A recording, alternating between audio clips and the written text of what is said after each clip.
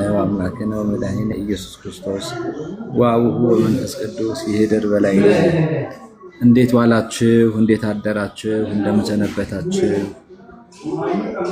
አሜን። ስሙን እንድንጠራ ስሙን ጠርተን እንድንባረክ የፈቀደልን የአባቶቻችን አምላክ የኛም አባት በረድኤት ይጠብቀን።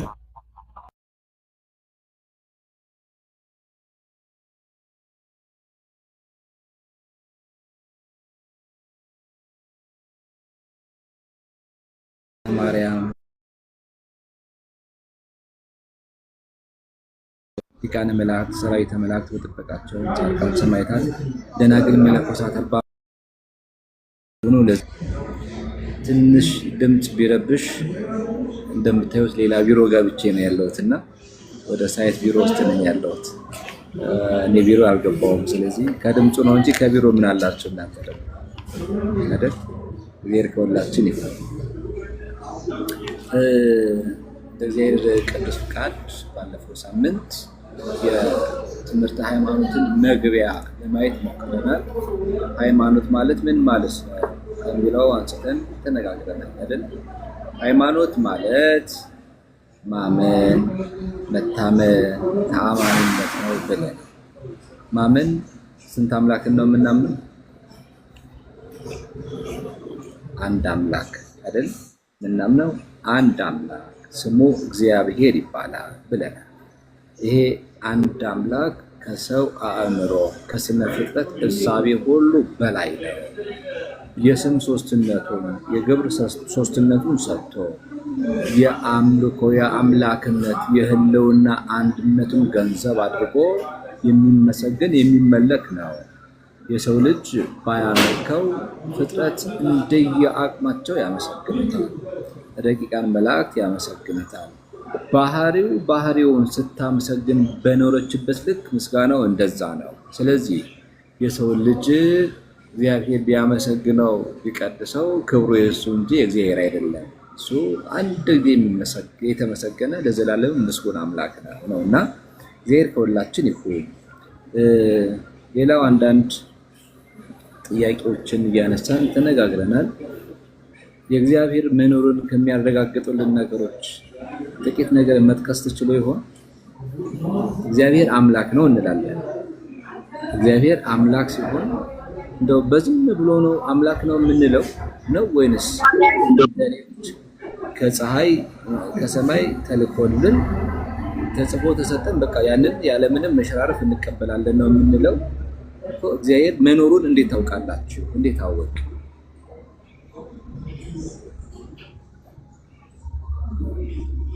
ሞክረናል። አምስት አይተናል አይደል? እዛን ቀን ማለት ነው። ኃይለተ እግዚአብሔር በፍጥነቱ እናውቃለን ብለናል። የህሊና ምስክርነትን አይተናል። የተፈጥሮ ዝንባሌን አይተናል። በሙግብቱ ብለናል። ቃለ እግዚአብሔር ምስክርነቱ እነዚህ አምስቱን ያለው ክብር ይስጥልኝ። እግዚአብሔር ይስጥልኝ። ሉል እግዚአብሔር ይባርክልን። ጸጋ መንፈስ ቅዱስን ይላክልሽ ልጄ። እነዚህን አምስት ነገሮችን ለማየት ሞክረናል። ስለዚህ ማንም ሰው መጥቶ እግዚአብሔር የትኛውም ፊሎሶፈር መጥቶ እግዚአብሔር ማን ነው፣ የት ነው፣ ወዴት ነው ብንባል መጀመሪያ ራስን ተመልከት ነው የምንለው አይደል? ራስን ተመልከት። ትችላለህ ራስን እንደዚህ አድርገህ ማዘጋጀት? ትችላለህ ራስን ከአደጋ ሁሉ መጠበቅ? ትችላለህ ምንም ሳትሰራ አየሩ ምግብ ሆኖልህ መኖር ትችላለህ ብለን ራሱን እንጠይቀዋለን ማለት ነው። ከዛ የህሊና ምስክርነት እሱ ነው። በስነ ፍጥረቱ ይታወቃል፣ በመግቦቱ ይታወቃል፣ በመጽሐፍ ምስክርነት እንደዚህ ይታወቃልና በዚህ እግዚአብሔር መኖሩን አይተናል። ስለዚህ ሃይማኖት አለን ማለት ነው አይደል? በትምህርታችን ቅደም ተከተል ስንመጣ ሁላችንም ሃይማኖት አለ፣ የምናመልከው አንድ አምላክ አለ ማለት ነው። ቢያንስ አለ እንኳ ብሉ እንጂ እናንተ የምናመልከው አምላክ አለ የለም?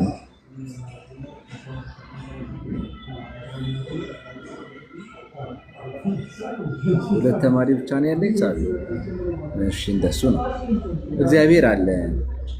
አዎ እግዚአብሔር መኖሩንማ መስክሩ እንጂ እግዚአብሔር አለ። እግዚአብሔር በባህሪው አለ፣ በስልጣኑ አለ፣ በመገቦቱ አለ። ህይወታችንን እንዲህና እንዲያ ሲያደርግ ይኖራል እግዚአብሔር አለ ብለን እናምናለን። ወደ ዛሬ ትምህርት በቀጥታ እንግባ። ስለ ስነ ፍጥረት ነው ጥቂት ለማየት የምንሞክረው። ስነ ፍጥረት ማለት ስነ በዚህ የንጉሱ ካ አለች አይደለ? በሷ ስትጻፍ ውበት ማለት ነው። ስነ የምንለው ንጉሱ ሰን አወቃችኋት? ንጉሱ ሰን በሷ ስትጻፍ ስን ማለት ውበት ማለት ነው። በእሳቱ ሳ ስትጻፍ ደግሞ ስን ጥርስ ነው የሚሆነው። ስለዚህ ፊደላትን ማቀያየር በግዕዝ ቋንቋ ላይ ልዩነት ይፈጥራል። ምናልባት ይህን ትምህርት ከተማርን ከጨረስን በኋላ ደግሞ ወደ ግዕዝ ትምህርት ስለምንሄድ ችግር የለውም። ቤተሰባውያን ሁሉንም ነገር እንማራለን። እንደሱ ወርቅዬ እንደጻፈችው እቺ ስ ማለት ስነ ስንል ውበትን ይገልጻል። ስን ማለት ውበት ማለት ነው። በእሳቱ ሰ ስትጻፍ ደግሞ ጥርስ ነው የሚሆነው። ስለዚህ አሁን የምንጠቀማት እቺ ስነች ስነ ፍጥረት፣ የፍጥረት ውበት፣ የፍጥረት ማማር የሚለውን ይዘልናል። ኦሪት ዘፍጥረት ምዕራፍ 1 ቁጥር 3 ላይ እግዚአብሔር የፈጠረው ሁሉ መልካም እንደሆነ አየ ነው። እግዚአብሔር ነው ያየው፣ ሰው እኮ አይደለም። የእግዚአብሔር እይታ ደግሞ እንዴት ድንቅ እንደሆነ እናውቃለን። ከምን አንጻርም ድንቅ አድርጎ እንደሚፈጥርም እናውቃለን። እና እግዚአብሔር የፈጠረው ፍጥረት ሁሉ መልካም እንደሆነ አየ። ስለዚህ ፍጥረት ሁሉ ምንድነው? መልካም። እኛ ሁላችን ምንድነን? መልካም።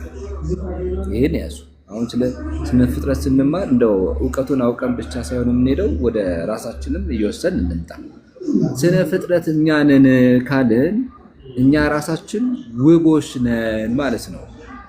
ጠቋራ ብንሆን፣ አፍንጫ ጎልዳፋ ብንሆን፣ ሌሎቹ ደግሞ የተፈለቀቁ አበቦች ቢመስሉ ሁላችንም እንደየባህሪያችን ውቦች ነን። አጭርና ረጅም አይደል?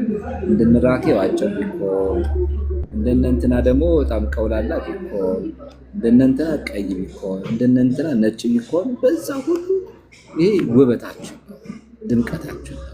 ስለዚህ እግዚአብሔር የፈጠረው ፍጥረት ሁሉ ውብ ነው።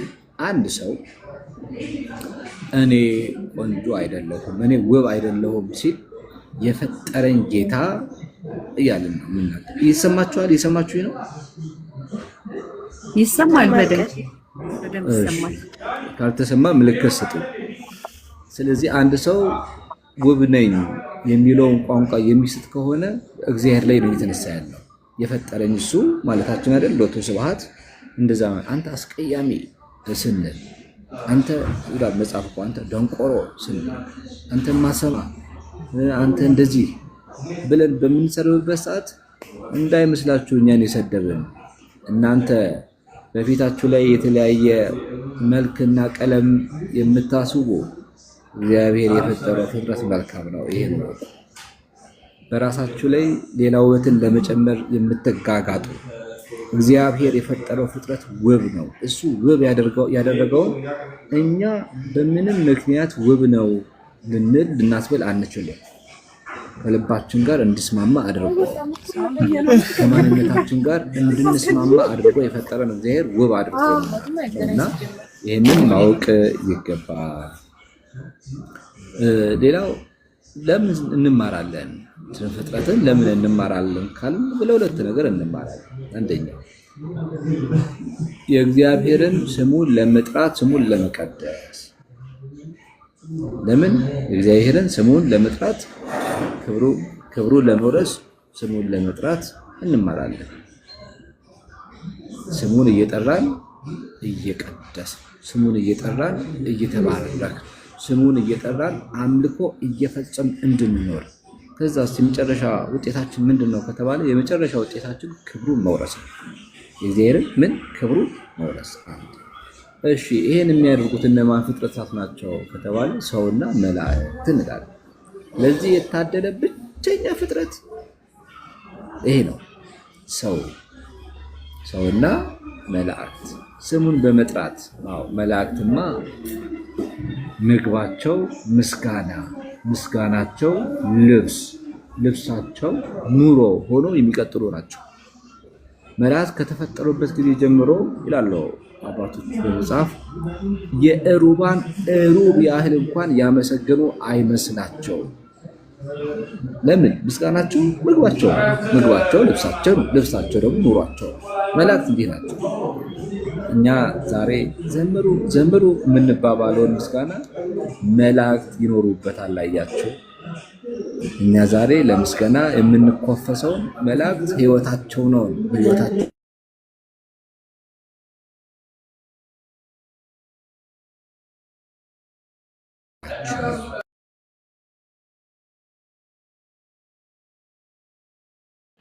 ነው። ሌላው ሌሎቹ ፍጥረታትስ አንበሳው፣ ላሙ፣ በሬው፣ ስንዴው፣ ጤፉ፣ እንጀራው እነዚህ ሁሉ እስከተባለ ለአንክሮ ለተዘክሮ ለምግበ ስጋ ለምግበ ነፍስ ለአንክሮ ለተዘክሮ ማለት አይተን እንድናደንቅበት እግዚአብሔርን ወይ አንተ ግሩም አምላክ ምን ስትፈጠርከው ብለን እንድናመሰግነው በእውነት እንድናመሰግንበት ለአንክሮ ነው፣ ለተዘክሮ ነው፣ ማሰቢያ እያንዳንዱን እንስሳትን ባየን ቁጥር ፈጣሪያችንን እኛም ያለንበት ሁኔታ እንድናስብ ያደርጋል። ሌላው ለምግበ ስጋ ለምግበ ነፍስ አለ። አሁን ነፍስ ትመገባለች። ምን ማለት ነው? እንዴት ፍጥረታት ለምግበ ነፍስ ይሆናሉ ከተባለ አዎ እንጂ ነፍሳችንማ ትመገባለች። ምኑን ትመገባለች? በከርሰ ርሁባን ምግብ ስናኖር ነፍሳችን እርካታዋ መቆያ ነው። ስንመጸወት አርደን አወራርደን ስናበላ ቀጥፈን ዘርተን ቆልተን ወቅተን የምናበላው ምግብ እሱ ለስጋችንም እንደዚሁ ካወቅንበት ሀብትን ካወቅንበት እንደ አብርሃም ልንጸድቅበት፣ እንደ ኢዮብ እግዚአብሔርን ልናመልክበት፣ ካላወቅንበት ልንጠፋበት። ስለዚህ ፍጥረታትን ሁሉ አይተን ልናደንቅበት ይገባል። አንድ ለምግበ ስጋችን እንበላበታለን፣ ለምግበ ነፍሳችን እንመጸውትበታለን። ተግባብተናል? ግልጽ ነው። ሌላው ፍጥረታት በሁለት አይነት መንገድ ተፈጥረዋል። አንደኛው እምኀበ አልቦ ሀበቦ ይባላል። እምኀበ አልቦ ሀበቦ ማለት ካለመኖር ወደ መኖር፣ ካለመኖር ወደ መኖር፣ ምንም ነገር ሳይኖር እንዲሆን አድርጎ በመፍጠር የተፈጠሩ ፍጥረታት አሉ። ምንም ነገር ሳይኖር ዛሬ እኛ አውሮፕላን ብንሰራ፣ ጀቱን ብናሽከረከር፣ ቤት ህንፃ ብናቆም ያለውን ነገር ገጣጥመን እንዲሆን አድርገን አሻሽለን ነው። ያልተፈጠረውን ግን ፈጥረን መስራት አንችልም። በተፈጠረው ላይ የራሳቸውን ሀሳብ እየጨመር እግዚአብሔር በሰጠን እውቀት ልክ እንጓዝበታለን። ስለዚህ እምኀበ አልቦ ሀበቦ አንድ ወይንም ካለመኖር ወደ መኖር። ሁለተኛው ግብር እምገብር ይባላል። ከሆነ ፍጥረት የተገኘ ሌላ ፍጥረት ማለት ነው። ከሆነ ፍጥረት የተገኘ ሌላ ፍጥረት። ተግባብተናል? ስለዚህ ፍጥረታት በዚህ ሁኔታ ተገኝተዋል። እምኀበ አልቦ ሀበቦ ካለመኖር ወደ መኖር። ከዛስ ግብር እምገብር ከአንዱ ፍጥረት ሌላኛው ፍጥረት ተነስቶበታል ማለት ነው። ፍጥረታትን በዚህ አይነት ምክንያት ተፈጥረዋል። ሌላው ፍጥረታት እግዚአብሔር በስም አጠራሩ ክብር ይግባውና መድኃኒተ ክርስቶስ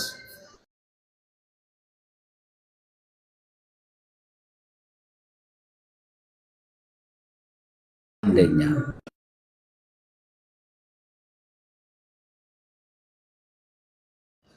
ሁለተኛ በነቢብ ፍጥረታት ተፈጥረዋል። ሀሌው ማለት በማሰብ ማለት ነው። እግዚአብሔር ሲያስብ የማይሆን ነገር የለም። ለዚህ እኮ ነው አምላክ የምንለው። ለዚህ እኮ ነው የምንወደው። ሌሎቹ ፈርተውት ይወዱታል፣ ሌሎቹ ፈርተውት ያመልኩታል። እኛ ግን ወደነው እናመልኳለን። ክርስቶስ እግዚአብሔርን ወደነው እናመልኳለን።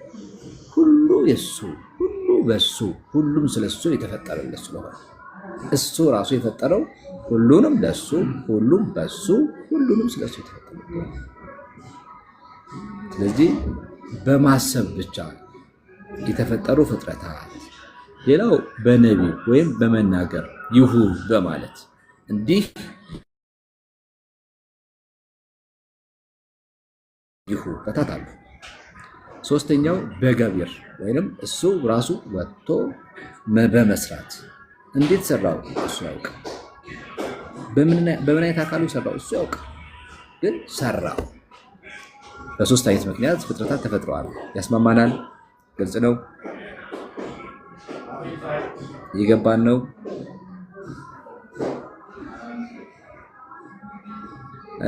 ምንም እንቅስቃሴ ሳጣ እኔ ፖዚዮንኩ ነው የሚመስለኝና ቢያንስ አለን ምናምንም እንደሱ በሉ እሱ ይሻለኛል። በሐልዮ በነቢብ በገቢር እኛም ኃጢአት የምንሰራው እንደዚህ አይደለም። በሐልዮ በማሰብ ኃጢአት እንሰራለን፣ በመናገር ኃጢአት እንሰራለን፣ በመስራት ደግሞ ኃጢአት እንሰራለን። በማሰብ ጽድቅ እንሰራለን፣ በመናገር ጽድቅ እንሰራለን፣ በመስራት ደግሞ ጽድቅ እንሰራለን። መጨረሻም የኛም የምንጠፋበትም እንደዚህ ነው። ካለመኖር ወደ መኖር አምጥቶናል አይደለ? ልክ እንደዚሁ ከመኖር ወደ አለመኖርም ደግሞ ይቀይረናል። ይህን ማወቅ ያስፈልጋል። መፍጠር ብቻ አይደለም እግዚአብሔር የሚያውቅበት፣ ማጥፋትም ያውቅበታል። ስለዚህ ከመኖር ወደ አለመኖርም ይቀይረናል ማለት ነው። እማህባሩ ሀበቦ እንደተፈጠሩላ ከመኖርም ወደ አለመኖርም ብን አድርጎ ያጠፋል። ይሄ ነው።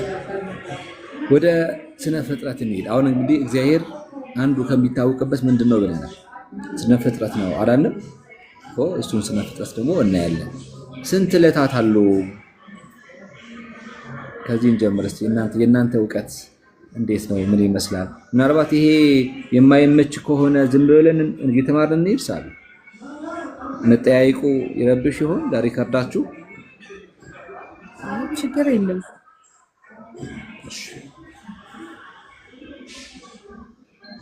ኔትወርክ የሚሰማኝ ይሰማኛል። እንግዲህ እግዚአብሔር አይነ ልቦናችሁን ብሩህ ያደርግላችሁ። ጌታ መንፈስ ቅዱስ ከእናንተ ጋር ይሁን።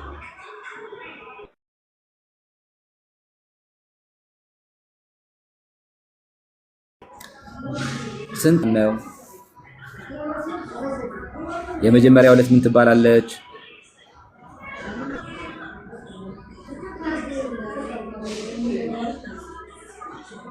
የመጀመሪያው ዕለት ማን ትባላለች? የፍጥረት የመጀመሪያዋ ዕለት ማን ትባላለች? ሰኞ ይላል። ሰንበት እሑድ የሚባልም አለ። ማን ይመስላችኋል? የመጀመሪያው ፍጥረት የመጀመሪያው ዕለት ለፍጥረት የመጀመሪያው ዕለት እሑድ። ጥሩ እሑድ ነው። ልክ ነው። እሑድ ነው። ጥንተ ዕለት ትባላለች። እሑድ አሃድ ከሚለው ነው የሚነሳ። አሃድ አንድ፣ የመጀመሪያ ቀዳማዊ ዕለት ማለት ነው እሑድ። ጌርስትን ጽጌ ማርያም ደግሞ የመጨረሻዋን ጠርታላችኋለች፣ ቅዳሜ። እሺ እግዚአብሔር ከሁላችን ይሁን። እሑድ የዕለተ እሑድ ካለመኖር ወደ መኖር የፈጠረበት ነው። የአርምሞ ፍጥረታት ናቸው እነዚህ ፍጥረታት፣ ወይም በማሰብ የተፈጠሩ ፍጥረታት ናቸው። ይገርማሉ በጣም የእግዚአብሔር ስራ አይገርማችሁ? በማሰብ ሲፈጠር ስሙ በእውነት ክብር ይግባው። በማሰብ የተፈጠሩ ፍጥረታት። ይቺ ዕለት ዕለተ እሑድ ወይም የመጀመሪያ ቀን ጥንተ ዕለት ትባላለች። በእነዚህ ዕለታት 4 ፍጥረታት ተፈጥረዋል።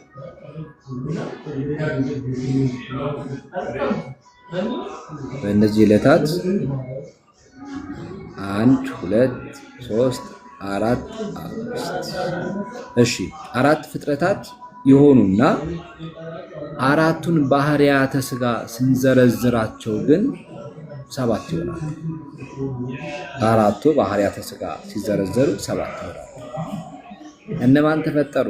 4ቱ ባህሪያተ ሥጋ መሬት፣ ውሃ፣ እሳት፣ ነፋስ 4፣ ብርሃን 5፣ ጨለማ 6፣ 7ቱ ሰማያት 7 እና መላእክት 8 እነዚህ ፍጥረታት በዕለተ እሑድ ተፈጥረዋል።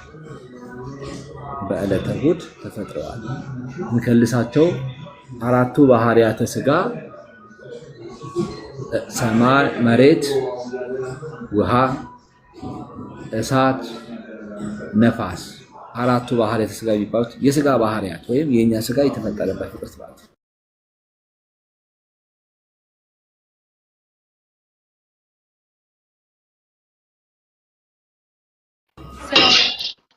ሲያወሩ አዎ ሰማያት እና መላእክት ተፈጥረዋል። ሰባቱ ሰማያት የምንላቸው ሶስቱ የቅድስት ሥላሴ ፍጥረት የማይቀርባቸው እንዴትና በምን መጠን እንዳሉ ወርድና ስፋታቸው የማይታወቅ ነው። እንኳንስ ቅድስት ሥላሴ የሚኖሩበት ይቅርና እኛ የምንኖርበት መች ታወቀች አይደል? መች ታወቀ። እነዚህ የቅድስት ሥላሴ የሚባሉት ጽርሐ አርያም፣ መንበረ መንግስት፣ ሰማይ ወዱድ ይባላሉ። ሶስቱ ጽርሐ አርያም፣ መንበረ መንግስት፣ ሰማይ ወዱድ። ከነዚህ በኋላ ያለችው ኢየሩሳሌም ሰማያዊት ናት። ከዛ ከነዚህ በታች ያሉ ሶስቱ ደግሞ ኢዮር፣ ራማ፣ ኤረር የመላእክት ሀገር ናቸው። እነዚህ ሰባቱ ሰማያት የዕለተ እሑድ የአርምሞ ፍጥረታት ናቸው። ጥያቄ የሥላሴ የዓለማት ብለን የምናስባቸው ሶስቱ ሰማያት ሥላሴ ራሳቸው የት ሆነው እነዚህን በዚህ ቀን ፈጠሩ? የት ሆነው እነዚህን በዚህ ዕለት ፈጠሩ? ለሚቀጥለው ሳምንት ተመራምራችሁ ተመጡታላችሁ። ሰባቱ ሰማያት እነዚህ ናቸው። ሌላው መላእክት ተፈጥረዋል። መላእክት 10 ነገር አላቸው፣ 99 ነገር አላቸው። 10 ከተሞች አሏቸው እንደምታውቁት። በእነዚህ በ10 ከተሞች በሶስቱ ዓለማት ተከፋፍለው ይኖሩበታል። ኢዮር ላይ 4፣ ኢዮር ራማ ላይ 3፣ ኤረር ላይ 3 ከተሞች አሉ። እነዚህ አጠቃላይ 10 ከተሞች አሉ። 10 ከተሞች በማን በሶስቱ ዓለማት ውስጥ ይገኛሉ። ስለ መላእክት ተፈጥሮ በኋላ ላይ በደንብ ዘርዝረን እንመለከታለን። ይህን ይሆናል ማለት ነው። በነገድ ስንት ናቸው አልኳችሁ? 100 ነገድ። እነዚህ የምን ፍጥረታት ናቸው? የዕለተ እሑድ ፍጥረታት ናቸው። የመጀመሪያ ቀን ፍጥረታት ቀላል እንዳይመስላችሁ። ሰማይ ምድር የተዘረጋበት ብርሃን ጨለማ ያለበት እነዚህ ሰባቱ ዓለማት የተፈጠሩት መላእክት ሁሉ የተፈጠሩት የአንዱ መልአክ ነገድ ምን ያህል እንደሆነ የማይታወቅ እልፍ አእላፋት ወትእልፊት አእላፋት ከብዙ የሆኑ ቁጥራቸው የማይታወቅ እነዚህ መላእክት የተፈጠሩት የዕለተ እሑድ ፍጥረታት ናቸው። እና በምን የተፈጠሩ? በአርምሞ። ከምን የተፈጠሩ? እምኀበ አልቦ ካለምንም ወደ ምንም ወደ ነገር ካለምንም ፍጥረት ወደ ሆነ ነገር የተፈጠሩ ፍጥረታት ናቸው። ጥያቄ ያላችሁ አለ እዚህ ላይ ያልገባችሁ የዕለተ እሑድ ፍጥረታት ላይ?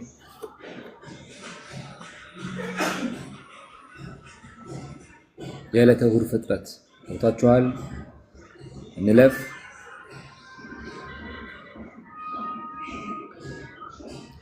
ሁለተኛው የዕለተ ሰኑይ ፍጥረት። ዕለተ ሰኑይ ጀምሮ የተፈጠሩት ግብር እምግብር ይባላል። ከሆነ ነገር ከስራ ከተገኘ ነገር ሌላ የተገኘ ነገር መፍጠር ማለት ነው። ከተገኘ ነገር የዕለተ ሰኞ ፍጥረት አንድ ብቻ ነው። አንድ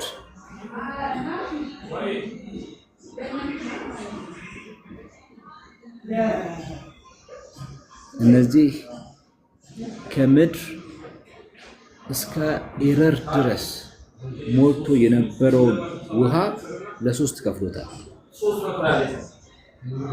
አሁን ውሃ መጀመሪያ አራቱ ባህርያተ ሥጋ ውስጥ አለበት አይደለ? የመጀመሪያው ፍጥረት አይደለ? አራቱ ባህርያተ ሥጋ አይደለ? አንደኛው መሬት፣ ውሃ። ይሄ ውሃ ተፈጥሯል። ይሄን ውሃ ግን እዚህ ቦታ ላይ በዕለተ ሰኑይ ቦታቸውን አስይዟቸዋል። እግዚአብሔር ቦታቸውን አስይዟቸዋል።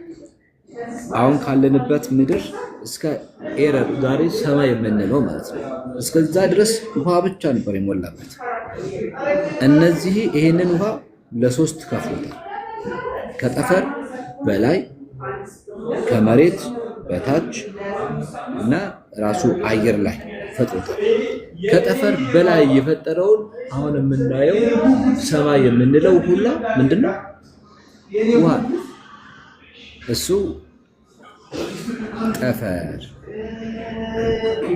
በአየር ላይ የተፈጠረ ምን ይባላል? ጠፈር። በአየር ላይ የተፈጠረ ጠፈር። ከጠፈር በላይ የተፈጠረው ደግሞ ከጠፈር በላይ የተፈጠረው ምን ይባላል? ሐኖስ። ከጠፈር በላይ የተፈጠረው ሐኖስ። ከምንኖርበት ምድር በታች የተፈጠረው ደግሞ ውቅያኖስ ይባላል። የሆነ ቦታ ሎኬሽን ሲነገራችሁ ምንድን ነው የምትሉት? ከመሬት ወለል በላይ አይደለም የሚባለው? ከመሬት ወለል በላይ፣ ከመሬት ወለል በታች። ያ ማለት ውቅያኖስ ነው። ከውቅያኖስ ከፍታው እሱ ነው። አዲስ አበባ ላይ ከመሬት ወለል በላይ 2000 ምናምን ላይ ነው የምትገኘው። ለምሳሌ ወደ አፋር አካባቢ ሲሄድ በጣም ዝቅ ይላል። ወደ ሰሜን አካባቢ ሲሄድ ከፍ ይላል። እንደዛ ነው። ሁሉም ቦታ ሁሉም ዓለማት ላይ መነሻችን እሱ ነው። መነሻችን እሱ ነው እና እነዚህን የውሃ አካላት ፈጥረዋል። ደመና ሆኖ የሚበተነው የእግዚአብሔር እጁ ስራ ነው። ቀና ብለን የምንመለከተው ምሰሶ ሳይኖረው፣ ኮለን ሳይኖረው፣ የሚደግፈው ሳይኖር ውሃን እንዴት ችሎበት የሆነ ያዘጋጀው የእግዚአብሔር ልጆች። አምላክነቱ እንዴት ይደንቃል! ቸርነቱ እንዴት ይደንቃል! በእውነቱ ፍጥረትን ስናይ ይህንን ነው እያደነቅን ነው ልኖር የሚገባው። መሬት አልመሰረታት። ድንጋይ መጀመሪያ ገንብቶ ከዛ እንደዛና እንዳዛ አላጸናትም። ውሃ ላይ ነው ያጸናት። ይገርማችኋል፣ ውሃ ላይ። ስለዚህ እነዚህን ምን ብለናል? ጠፈር፣ ሐኖስና ውቅያኖስ መልክ የያዙበት ፍጥረት ነው። የመቼ ፍጥረት ነው ይሄ? የዕለተ ሰኞ። ዕለተ ሰኞ ላይ ጥያቄ አለ ያልገባችሁ? እግዚአብሔር ከሁላችን ይሁን። ሶስተኛው ፍጥረት የዛሬ ፍጥረት። ዛሬ ዕለቱ ምንድን ነው የሚባለው? ዕለቱ ምንድን ነው የሚባለው ዛሬ? አታውቁትም?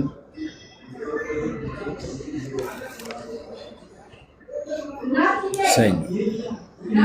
ሰኞ እንደ ኢትዮጵያውያን አባባል ሰኑይ ነው የምትባል። እንደምታውቁት ሰኞ በጸያፍ የገባ ነው።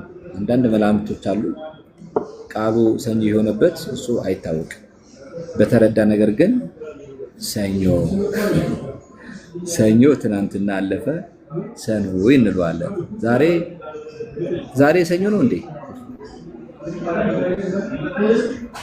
ማክሰኞ።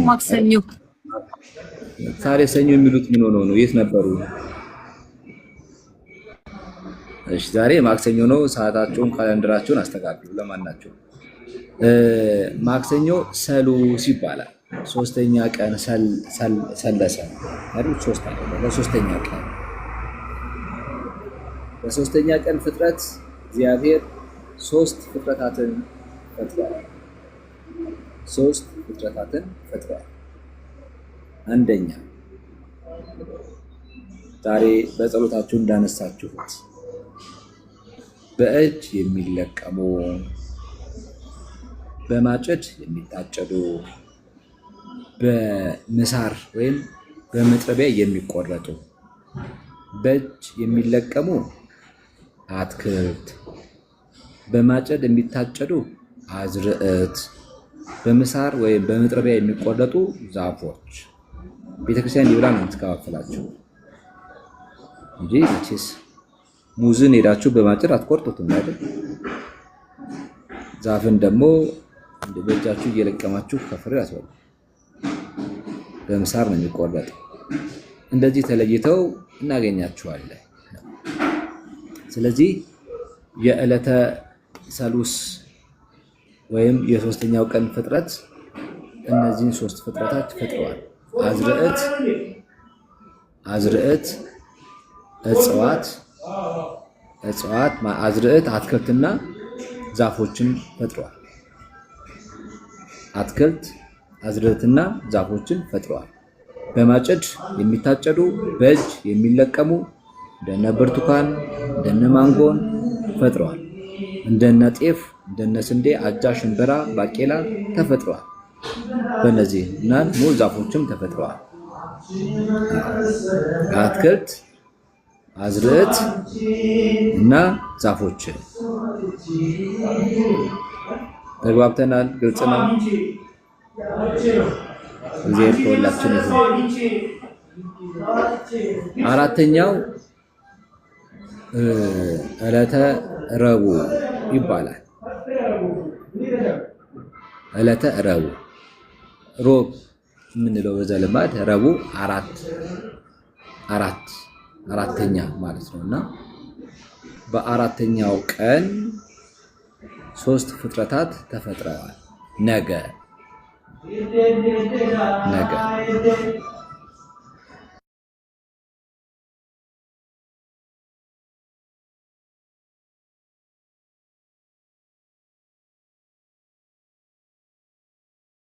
ዘፈን አንዳንድ እንዳይገባብን ብለን ነው እንደነገርኳችሁ። የኔ ቢሮ አይደለም ተውሰን ስለገባ ነው። እንግዲህ ይቀርበሉ።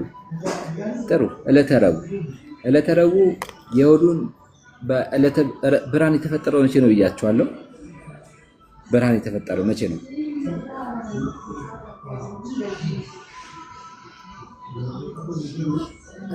መቼ ነው?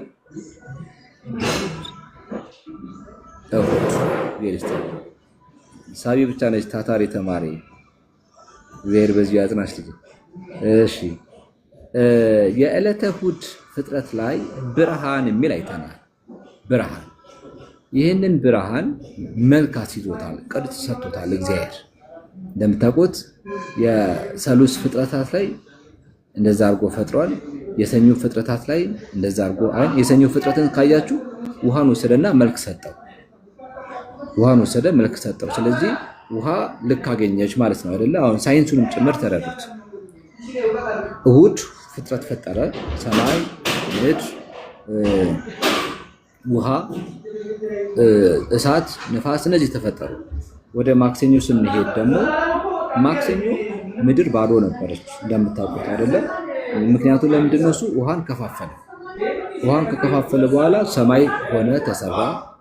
ውቅያኖስ ውሃ ለብቻ ቦታ ጥጉን ያዘ።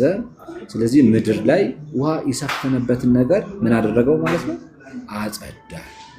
ባጸዳበት ላይ ዕለተ ረቡዕ ስትመጡ ይህንን አድርጓል። ዕለተ ሰሉስ ላይ ስትመጡ አዝርዕት፣ አትክልት እና ዛፎች በቅሎ መልክ አስያዘ ማለት ነው። አበቀለ። በቃሉ ተናገረ።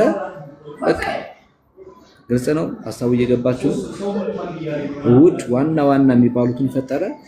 ወደ ሰኞ ስናመጣ ምድር ከዚህ ካለንባት እስከ ላይ ድረስ በውሃ ተሞልታ ነበር። ስለዚህ እነዚህ በውሃ የተሞሉትን ነገሮች ከፋፈላቸው። ውቅያኖስ አይደለም ጠፈር እና ሐሙስ ብሎ ከፋፈላቸው። ስለዚህ አሁን ሁሉም ጥጉን ይዟል። ወደ ዕለተ ሰሉስ ስንመጣ ምድር ባዶ ስለነበረች ለምድር ብቻ ውበት ሰጠ ማለት ነው። እየገባችሁ ነው? አሁን ለምድር ውበት ሰጠ። እንደው ስታጠኑም ይሄን አብራችሁ ስዕል እየሳላችሁ እንድትከተሉ ስለምፈልገው። እሑድ ፍጥረታት ተፈጠሩ። ከዛ ምድር ሙሉ ነች ያለችው። እሑድ ሙሉ ውሃ ብቻ ሞልቶባት እንዴት ሊለያያት ይችላል? ስለዚህ ያን ውሃ ከፋፈለ። ወደ ማክሰኞ ጋር ስንመጣ ምድር ባዶ አይደለች። አሁን እንደምታዩት ሰማዩን ባዶ ነው፣ ምድርን ባዶ ነው። ስለዚህ ምድርን አስጌጣት። አትክልቱን፣ አዝርዕቱን፣ ትልቅ ዛፉን በመፍጠር አስጌጣት። ወደ ዕለተ ረቡዕ ስንመጣ ደግሞ እንግዲህ እንደነገርኳችሁ ምድር ላይ ምን ሰፍኗል ብያችኋለሁ። አሁን አረንጓዴ ነገሮች በቀሉ አይደለም? አዝርዕቱ አይደል? እጽዋቱ በቀሉ። ሰማይስ ምንድነው? ባዶ አይደል? ምድርን ውብ አደረገ። ዕለተ ረቡዕ ደግሞ ሰማይን ማስጌጥ ጀመረ። ዕለተ ሰኞ የተፈጠረው ብርሃንን በዕለተ ረቡዕ መልክ ሰጠ። ፀሐይን፣ ጨረቃን፣ ከዋክብትን ፈጠረ። የተከተላችሁ ነው። ሁሉ ሠራዊተ ሰማይ ይብሉ ብሎ ቅዱስ ኤፍሬም ገና ውዳሴ ማርያምን ሲጀምር በዚህ ይጀምራል። የሰማይ ሰራዊት አለ። ሰማያውያን የሆኑ መላእክት መጀመሪያ ተፈጥሯል አይደል? እነሱ ከዚህ ከሰማይ በላይ አይደል ያሉት? እነዛ ሠራዊተ ሰማይ የሚባሉ እነሱ ናቸው። እና በሰማይ ላይ ሶስቱን ነገሮች እናያለን። አሁን ምን? ፀሐይን፣ ጨረቃንና ከዋክብት። ፀሐይ በቀን እንድትሰለጥን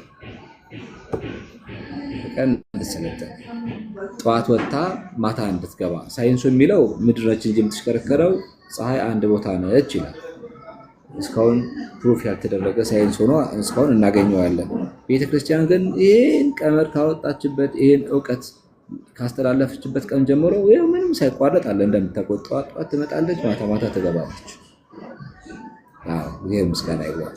ስለዚህ ፀሐይን፣ ጨረቃን፣ ከዋክብትን ፈጠረ። መቼ? ዕለተ ረቡዕ።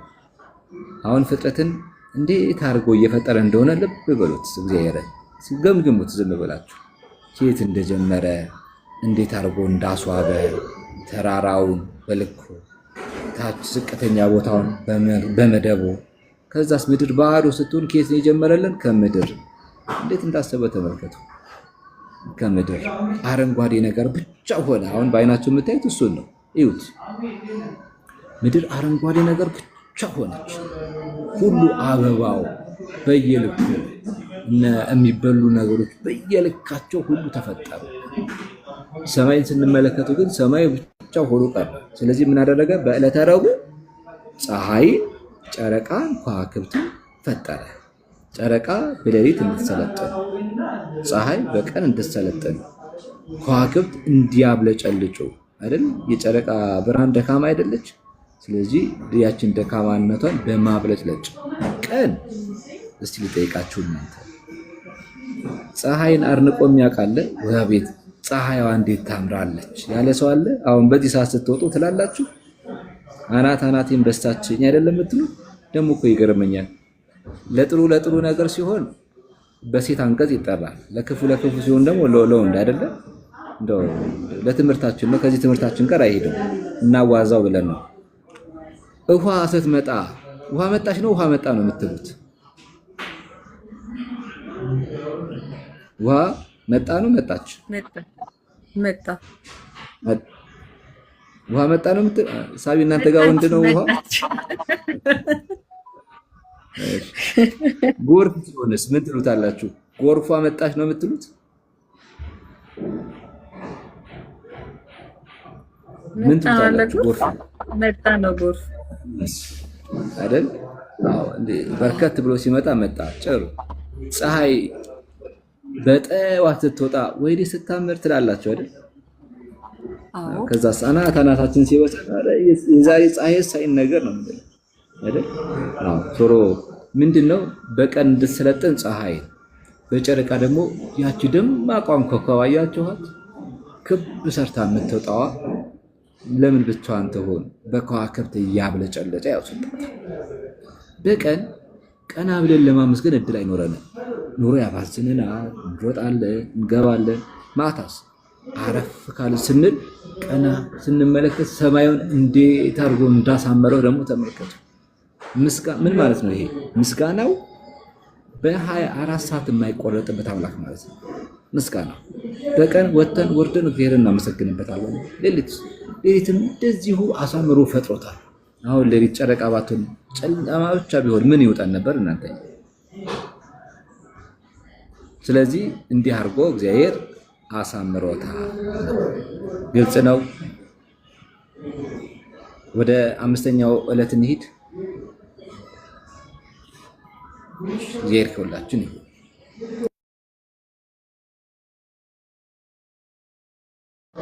ዕለተ ሐሙስ። ዕለተ ሐሙስ ሶስት ፍጥረታት ተፈጥረዋል። እነዚህ ፍጥረታት ውሃ ውስጥ የሚኖሩ ናቸው። አሁን አካሄዱን ብቻ ተመልከቱት። ክብር ይግባው መድኃኔዓለም። መጀመሪያ ሰባቱን ፍጥረት ፈጠረ። ማነው ስምንቱን ፍጥረት ፈጠረ በዕለተ እሑድ። መላእክትን፣ ሰማይ፣ ምድር እነዚህን ሁሉ አጸና ፈጠረ። ወደ ሁለተኛው ቀን ስንመጣ ውሃ ሞልቶ ስለነበረ ውሃውን በልከኛው አስተዳደረው። ምድር ባዶ ነበረች፣ ሰማይ ባዶ ነበር። ከዛስ በሶስተኛው ፍጥረት በዕለተ ሰሉስ ወይም ማክሰኞ የምንለው ምድርን አሸባርቃት፣ ሰማይ ግን ጨለማ እንደሆነ ነበረ። ከዛ ወደ አራተኛው ዕለት ስንመጣ ረቡዕ ደግሞ ሰማይን አሸበረቀ። አሁን እንግዲህ ሁሉ መስመር ይዟል አይደለም? ከዚህ በኋላ አሁንም ፍጥረትን ሲፈጥር ወደ ታች ተመለከተ። ውሃ ውስጥ ውቅያኖስ ውስጥ ያሉትን ፍጥረታት ተመለከተ። እነዚህን ፈጠረ ነው። ውቅያኖስ ውስጥ ያለውን ፍጥረታት ፈጠረ። ውሃ ውስጥ የሚኖሩ በደረት የሚሳቡ በእግር የሚሽከረከሩ በክንፋቸው የሚበሩ ፍጥረታትን ፈጠረ። በውሃ ውስጥ ያሉት በደረት የሚሳቡ አሉ፣ ግን ከውሃ ውስጥ የማይወጡ በእግራቸው የሚሽከረከሩ አሉ፣ ውሃም የብስም የሚሉ በክንፋቸው ደግሞ የሚበሩ አሉ። ብር ትር እያሉ ይወጣሉ ይገባሉ፣ ግን እዛው ነው የሚኖሩት። ክንፍ አላቸው። እነዚህን ፍጥረታት ፈጠረ። ስለዚህ ሐይቁ ባዶ ውሃ ብቻ አልነበረም። አሁን እስካሁን አይደል? ሐይቁ ውሃ ብቻ ነበረ። ሐይቁን አሁን ሞላ። ከአሳ ነባሪ አንስቶ ከትልቁ ፍጥረት ጀምሮ እስከ ጥቃቅኗ አሳ ድረስ እስከ ትናንሿ ፍጥረት ድረስ አሳ ውስጥ የሚኖሩትን ፍጥረት ፈጠረ። ስለዚህ ከመሬት በታች ሁሉ ምን ሆነ ማለት ነው? ተይዟል ማለት ነው። ተይዟል፣ ሁሉ ተፈጥሯል። አሁን በአይነ ህሊናችሁ ስትቃኙት ሰማይ ሙሉ ነው እንዳያችሁት አይደል? ሶስቱ ዓለማት ተፈጠሩ የሥላሴ። ኢየሩሳሌም ለብቻ ተፈጥራለች፣ ለክብር የተመረጠች። ሶስቱ በዓለም መላእክት ደግሞ ኢዮራማ ኤረንን ፈጠረና እዛ ውስጥ አስገባቸው። ስለዚህ ከሰማይ በላይ ያሉ ሁሉ ምን ተብሏል? ሙሉ ናቸው፣ ተይዟል። ምድር ላይ ስንመጣ ገና ምድርን ስንመለከት አረንጓዴ ሁላ በዝቶባታል፣ ተይዛለች ምድር። ቀና ስንል ደግሞ በዕለተ ረቡዕ ደግሞ ፀሐይ፣ ጨረቃ፣ ከዋክብት ተፈጥረዋል፣ ተይዟል። አሁን ወደ ሐይቁ ስንመለስ ሐይቁ ውስጥ ባዶ ውሃ ብቻ ነበረ እንዳያችሁት፣ ፍጥረታት ገብቶበታል፣ ቦታ ይዟል። ስለዚህ ሐይቁ ውስጥ የሚርመሰመሱ የሚደሰቱ ፍጥረታት አሉ። ምድርን ስትመለከቱ ምድር ምን ውስጥ ማን ያለው?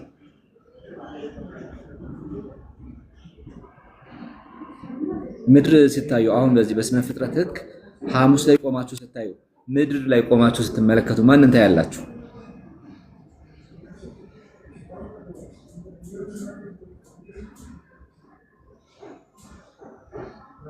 ከኔ ጋር ናችሁ? እሺ ልከልሽ እንደገና ዕለተ እሑድ ዋና ዋና ፍጥረታት ካለምንም ወደ ምንም የተፈጠሩ ፍጥረታት ተፈጠሩ ብለናል አይደል? እነዚህ መላእክትን ከነ ዓለማቸው፣ ሰማያት ከቅድስት ሥላሴ ሰማያት ሶስቱ፣ ኢየሩሳሌም ሰማያዊት ተፈጠሩ።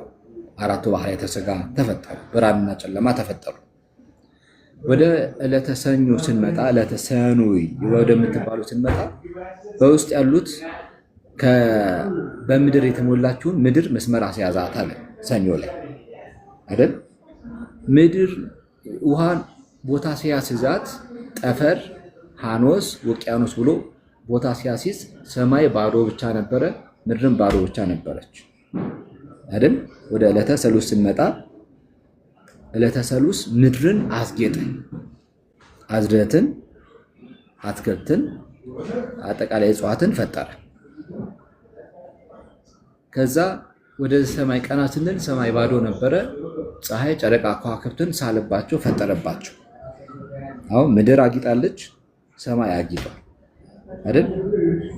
አይደለም? ወደ ምድር በታች ስንመለከት ውሃው ባዶ ነበረ፣ ውሃ ብቻ ነበር ያለው። ስለዚህ ወደ ዕለተ ሐሙስ ስንመጣ በውሃ ውስጥ የሚኖሩ ፍጥረታትን ፈጠረ። በእግራቸው የሚሰቡ፣ በእግራቸው የሚሽከረከሩ፣ በደረታቸው የሚሳቡ፣ በከንፋቸው የሚበሩ ፈጠረ። አሁን እዚህ ዕለተ ሐሙስ መጨረሻ ላይ ሆናችሁ ስታዩት ምን ይታያችኋል? ምን የቀረ ይመስላችኋል?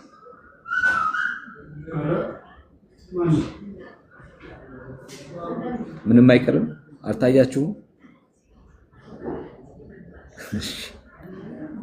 እነዚህ የዕለተ ሐሙስ ፍጥረታት የት የሚኖሩ ናቸው ብያቸዋለሁ? በውሃ ውስጥ ብቻ የሚኖሩ ናቸው። አዎ። ስለዚህ ምድርን ስትመለከቷት ምን ትታያቸዋለች? አሁን ምድር ላይ የሚኖሩ ሰዎች ይቀራሉ። ምን ሰው ብቻ? አራዊቱስ አይደል? በግ የለችም እኮ ውሻም የለም።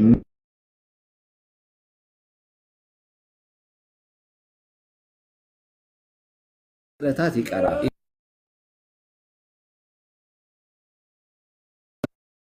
ስንመጣ ምን የተፈጠረ ይመስላችኋል? በዕለተ ዓርብ እናንተ የምታውቋት ምን እንደተፈጠረ ነው። ብዙ ሰው የሚያውቀው እሱ ነው አይደል? ብዙ ክርስቲያን የሚያውቀው የዕለተ ዓርብ ፍጥረት ማን ነው ብሎ ነው የሚያውቀው። ሰው አይደል? ሰው ብቻ ነው የተፈጠረው ነው። ሰው አይደለም። በዚህ በዕለተ ዓርብ 4 ፍጥረታት ተፈጥረዋል። ይገርማችሁ እንግዲህ ስንት? 4። አንደኛው በየብስ የሚኖሩ ወይም በመሬት ላይ የሚኖሩ ፍጥረታት፣ በየብስ የሚኖሩ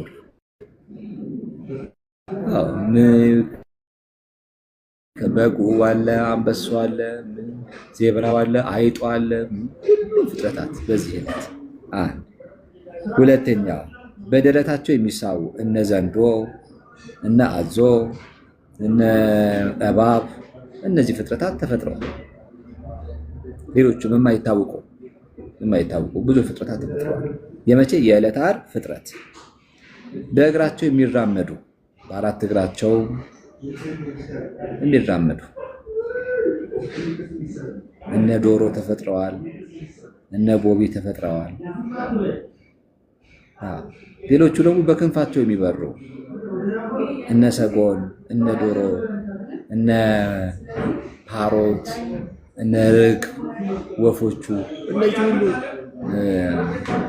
ምንድነው የሚባለው? እና ቡና ጠጣ በሚጥሚጣ የሚባለው ማን ነበር? እነሱ ሁሉ ተፈጥረዋል ማለት ነው። አንበጣ፣ እነዚህ ሁሉ ተፈጥረዋል። ስለዚህ ምድርን አሁን ስንመለከታት ዕለተ ዓርብ ላይ ቆመን እስከ ምሽት ድረስ ስንመለከት እነዚህ ፍጥረቶች ሁሉ ተፈጥረዋል። የእነዚህ ሁሉ አለቃ ግን ገና አልተፈጠረም። ይቀርባቸው። እነዚህ ሁሉ ይሁን በመባል በቃሉ በመናገር ተፈጥረዋል። በዚህ ዕለት ግን አንድ አለቃ ተፈጠረ። በቃሉ አይደለም፣ በመናገርም አይደለም፣ በማሰቡም አይደለም። ዝቅ ብሎ ወርዶ ከመሬት አፈር አበጅቶ ውሃውን ጨልፎ አርሶ ሰው የሚባል ፍጥረት ተፈጠረ። ይገርማል በጣም። ሰው ታዲያ እምኀበ አልቦ ሀበቦ ነው የተፈጠረው አይደለም ትሉ እንደሆነ በማን አርአያ ፈጠረ እላችኋለሁ? በራሱ አይደለም። ስለዚህ እግዚአብሔር መጀመሪያ ነበር አልነበረም? መጀመሪያ ነበር፣ ከፍጥረት ሁሉ በፊት ነበረ። እሱን አርአያ አስመስሎ ግና ከፈጠረው ፍጥረት ፈጠረው። ዓርብ የመጨረሻው ፍጥረት የሰው ልጅ ሆነ።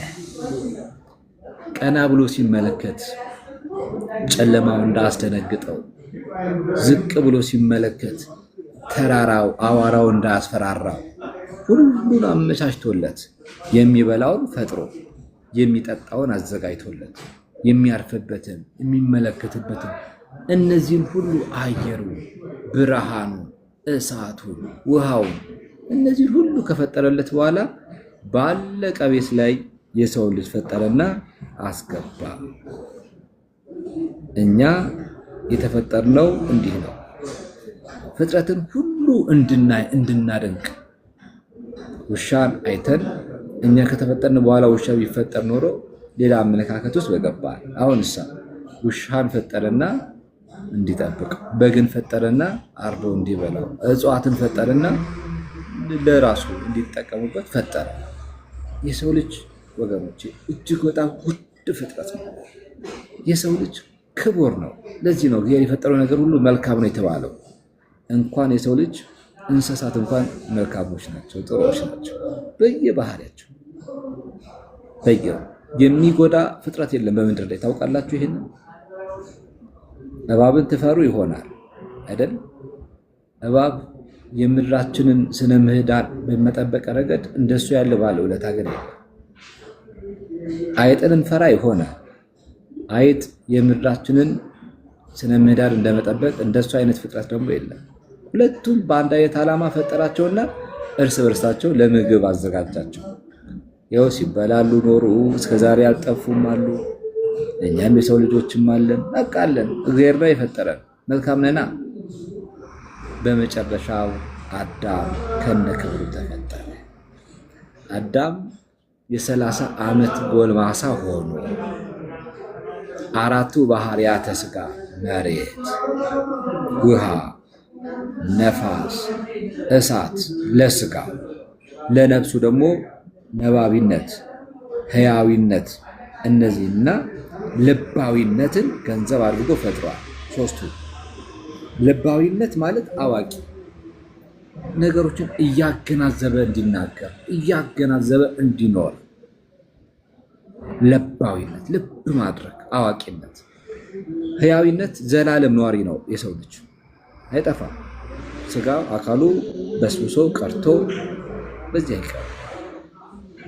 ሌላው ነባቢነት ተናጋሪ ነው፣ ይናገራል የሰው ልጅ እንደምታውቁት። አረ በደንብ ተናጋሪ ነው አይደል? ተናጋሪ ነው። የተፈጠረለት እግዚአብሔር እንዲያመሰግንበት ነበር። የኛ ምላስ ለምን እንደሚዘረጋ ግን እግዚአብሔር ይወቀው። የተፈጠርነው ግን ወገኖች ለዚህ ነው፣ መልካም እንድናወራበት፣ መልካም እንድንነጋገርበት። እንደዚህ ሁሉ የተፈጠሩ ፍጥረታትን አይተህ አድንቃቸው፣ ተጠግተህ ተንከባከባቸው ብሎ ፈጠረው። አለቃ አይደለም፣ የበላይ ብቸኛ ባለስልጣን አይደለም። ነገር ግን ተስማምቶ እንዲኖር ነው የተፈጠረው የሰው ልጅ። ዛፉን እንዲንከባከብ፣ ምድርን እንዲንከባከብ፣ እንስሳትን ሁሉ በየፊናቸው እንዲንከባከብ፣ መሄድ ያይችሉትን እነ ኤሊን እየገፈተረ እንዳይጠል ለነሱ ምቹ ዓለም በማዘጋጀት አንበሳውን ስለ ሆዱ እንዳይነሳ የተፈጠረው ለዛ ነው። አንበሳ እኮ በባህሪው የሰው ልጅ ሲያዩ ይፈራል። በነገራችን ላይ የትኛውም እንስሳ የሰውን ልጅ ሲያይ ይፈራል። የትኛውም እንስሳ ከኛ ከክብር መጉደል የተነሳ ግን በረቱ። ውሻ የሚጮኸው የሰውን ልጅ ልብላ ልጉዳ ብሎ አይደለም። ዝም ብሎ ይሄ ሰው ይጎዳኛል ብሎ ነው የሚናከሰው። ቀርሞ ይሄ ነው እውነታው፣ ይሄ ነው። ፍጥረታት ሁሉ ለሰው ልጅ ያላቸው ክብር እጅግ ጥብቅ ነው። ለዚህ እኮ ነው እነ አቡነ ገብረ መንፈስ ቅዱስ ና ሲሉት አንበሳውን ተከትሎ ይመጣል። እነ ሳሙኤል ዘዋልደባ እንደ አህያ እየተጫኑት በአጻፋቸውን እያሸከሙት እሳቸውም ሆነው እየጋለቡት ይሄዳሉ። እና አቡነ እስትንፋሰ ክርስቶስ ዘንዶን ጥርሱን እየቆጠሩ ያስታርቁታል። ያው እና አቡነ ዘርአ ብሩክ ፍጥረትን እንኳን ፀሐይን እንኳን እንዳትጂ ቆቢ እያሉ እስከ ማቆም እንደነ ኢያሱ። እና ስነ ፍጥረትን በአጠቃላይ የስድስቱ ዕለታት ስነ ፍጥረት እኒህ ናቸው። በሰባተኛው ግን ዕለተ ቅዳሜ እግዚአብሔር ከስራ ሁሉ አረፈ ይለናል። ለእኛ እረፍት ለመስጠት አብነት ለመሆን ከስራችን ሁሉ አርፈን እሱ ስሙን እያመሰገን እንድንኖር አረፈ ይለናል። የእግዚአብሔር ስም የተመሰገነ ይሁን። ትምህርታችን ዛሬ እዚህ ቀጥለናል፣ አብቅተናል። ምዕራፍ 2ን በሚቀጥለው ሳምንት እንመለከታለን። ስለ ሃይማኖትን አምስቱ አዕማደ ምስጢራትን ነው የሚቀጥለው። እሱን እንቀጥላለን። እግዚአብሔር ከሁላችን ጋር ይሁን። ጥያቄ ሀሳብ ካላችሁ ልቀበላችሁ።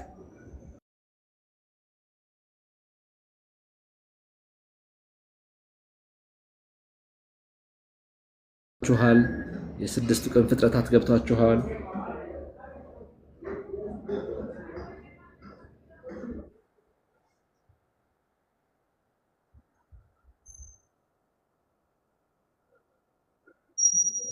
አሁን እየሰራው ግማሽ ሰማለው ግማሽ አልሰማም።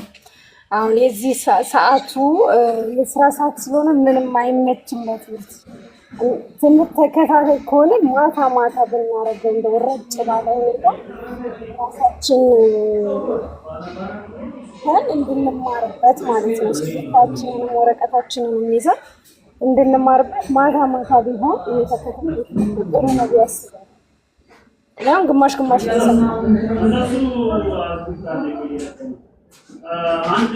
እሱን የቤታችንን ንግስቷን ጠይቃችሁ ፕሮግራም አሬንጅ ማድረግ ትችላላችሁ። እኔ ግን አሁን ስለመረቃችሁኝ አልወርድም። ጥያቄ አላችሁ ወይ ነው ያልኩት እንጂ ይብቃ አላልኩት። እሺ እነዚህን ፍጥረት አስደምሯቸው። በቁጥር ስንት ናቸው? እኔ ግን ቅዳሜ አምልጦኝ ነው። ቅዳሜ ሲባል ሰማሁ። ዓርብ ላይ ነው የቆምነው አይደል? እሑድ፣ ሰኞ፣ ማክሰኞ፣ ረቡዕ፣ ሐሙስ፣ ዓርብ፣ ቅዳሜስ ነው አምልጦኛል። እዚህ ቁጭ ብዬ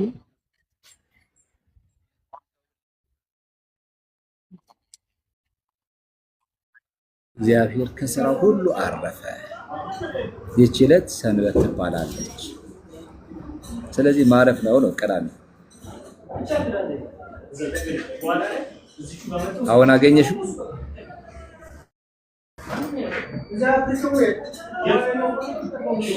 አጠቃላይ ፍጥረታት ስንት ናቸው? ሲደምር ይሳቢ ወይ ዓርብ ዕለት ቀሲስ መጀመሪያ 4 ነበር ያሉት። ስለዚህ 5 የፈጠረው ማለት ነው። መጀመሪያ ግን ዓርብ ነበር 4 ብለው ነበር። ስለዚህ 5 ፍጥረታትን የፈጠረው ማለት ነው። ለምን 4 ነው ያልኩት እንጂ አሁን 4 የዓርብ ፍጥረት 4 ነው።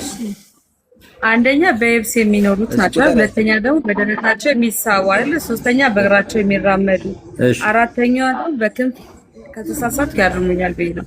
አራተኛ ደግሞ በክንፋቸው የሚኖሩ፣ ሶስተኛው ምን አልሻት?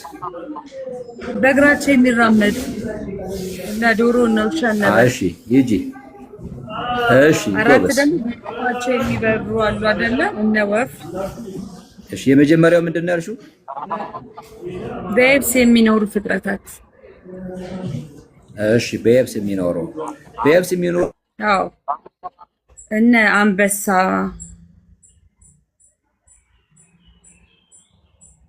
እኔ ጋር ነው ድምፅ፣ እሳቸው ጋር ነው።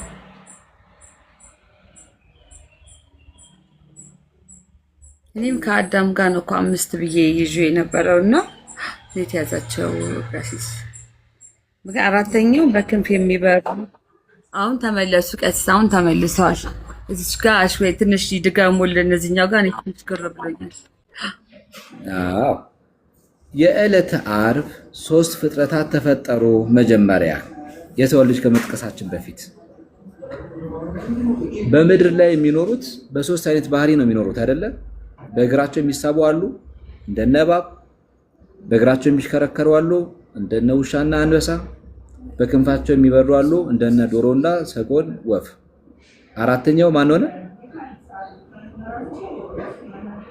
እና አራተኛውና የመጨረሻው ፍጥረት ማን ሆነ? አረ በሉ ባካችሁ፣ እኔ በሉ ሰው ግን መጀመሪያ ያሉት እንደዛ አልነበረም ቀሲስ እንዴ? አንደኛ በየብስ ነው ያሉት፣ ሁለተኛ በደረታቸው፣ 3 በእግራቸው ነበር ያሉት። በየብስ የሚኖር እኮ ማለት እኮ ይሄ ማለት ነው ልጅ። በየብስ የሚኖር እኮ ጥሪያቸው እኮ ነው እንዴ። ቆይ እንጂ አንበሳ የት ነው የሚኖረው እንዴ? ንገረኝ፣ የት ነው የሚኖረው? እንተማመን እንጂ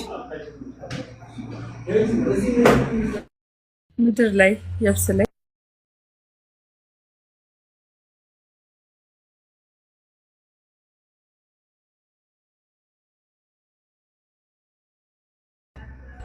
ኔት ይዞት ነው ቀሲስ።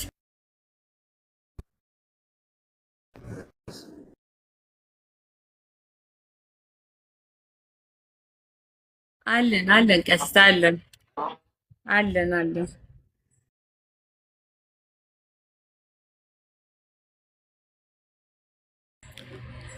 እኔ ነኝ ቀሲስ ናቸው የተያዙት።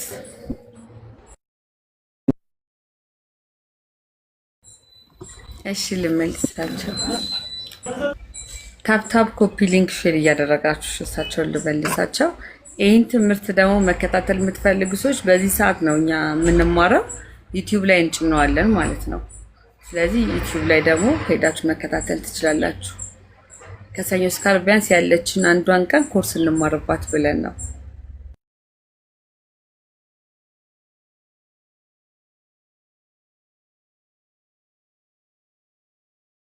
ከዛ ማለት ነው ሳቢ ሐሙስ የተፈጠሩት ምንድን ናቸው?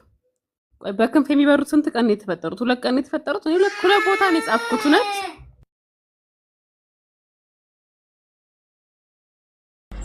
ሐሙስ 3 ፍጥረታት ነው ውሃ ውስጥ የሚኖሩ ናቸው ነው ያሉት። ሐሙስ ላይ የተፈጠሩት ማለት ነው። ወርቅዬ ተሳሳትን። አዎ መጥተዋል። ቀሲስ ተራ በተራ እንጠይቃለን። አሁን እኔ ጥያቄ ላይ ናቸው ቀሲስ። እሺ ዓርብ የተፈጠሩት በየብስ የሚኖሩ ፍጥረታት ተፈጥረዋል።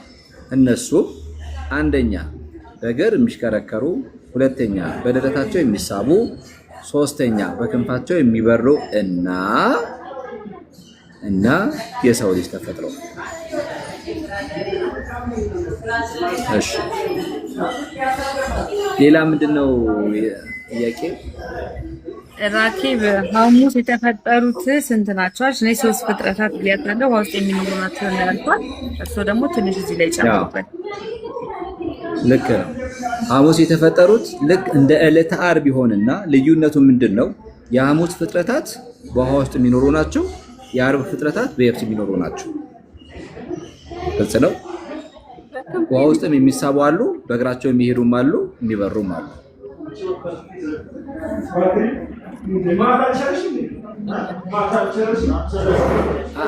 እየተሰማሽኝ አይደለሽም? ራኬብ እርሶ ጋር በጣም ድምፅ አለና ከዚህ ስለዛ መሰለኝ የማትሰማው። ራኬብ እርሶ ሚውት ላድርጎትና ራኬብ ታውራ። የራኬብ ድምፅ እንኳን እንዲህ ድምፅ ገብቶበት አይሆንም። እሺ ራኬብ ቀጥይና እሳቸው ማይክ ያነሳሉ።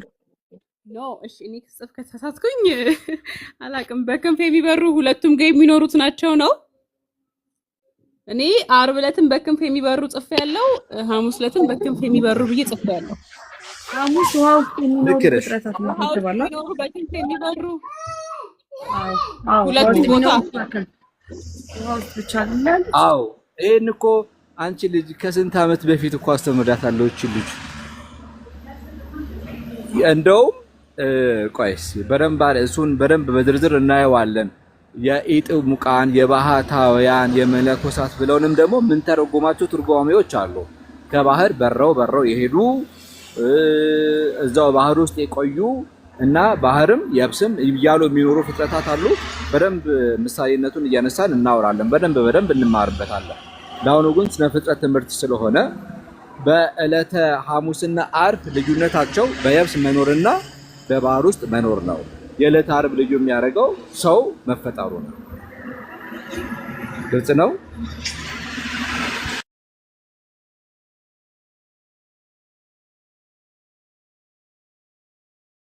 ነው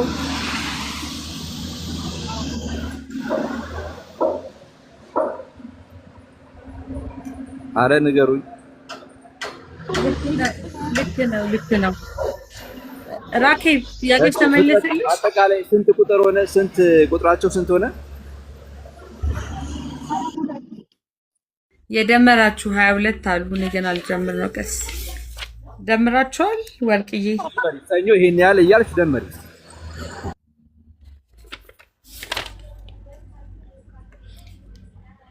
እሁድ 4 ከእሁድ አለ ጀመርነው። እሁድ 8 ያዥ። እሁድ 8 እሺ 4 ቢይዥን። እሺ ሰኞ 3 ከዛ ማክሰኞ ድጋሚ 3 ሮብም 3 ፈጠረ። ከዛ ዓርብ 1 2 3 4 ነገር ፈጠረ ዓርብ። ከዛ 8 9 10 11 12 13 14 15 16 17 18 ምንድነው 4 ነው እዚህ ጋር የተፈጠረው። በቃ 22 ማክሰኞ 4 ነው አይደል? ሮብ 3 ሐሙስ 3 ዓርብ 4 ስንት ሆነ? የደመረ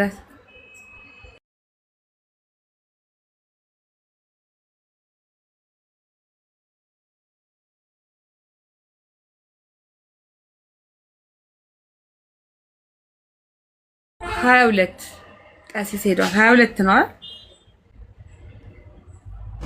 22 ፍጥረታት ተፈጥረዋል። ብዙውን አንድ እየተደረገ እግዚአብሔር በ6 ቀናት 21 ፍጥረታት 22 ፍጥረታት ፈጥሯል። ሰባተኛውን ቀን ግን አስባታል።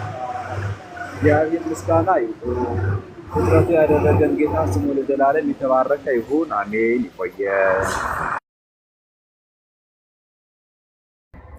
አሜን አሜን አሜን። ቀሲስ ቃለ ሕይወት ያሰማልን፣ ቃለ በረከቱን ያድልልን፣ በእድሜ በጤና ይጠብቅልን፣ የአገልግሎት ዘመኖትን ያርዝምልን፣ ፍጻሜቱን ያሳምርልን።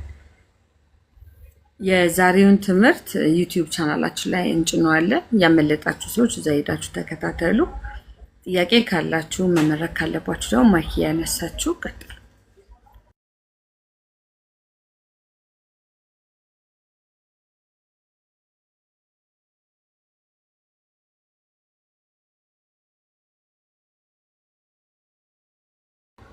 ድምፅ አውጡ እስኪ። ገስት ላይ የላችሁም? እኔ ብቻ ነኝ ያለሁት? እኔ ብቻ ነኝ የተማርኩት ልበል እንዴ?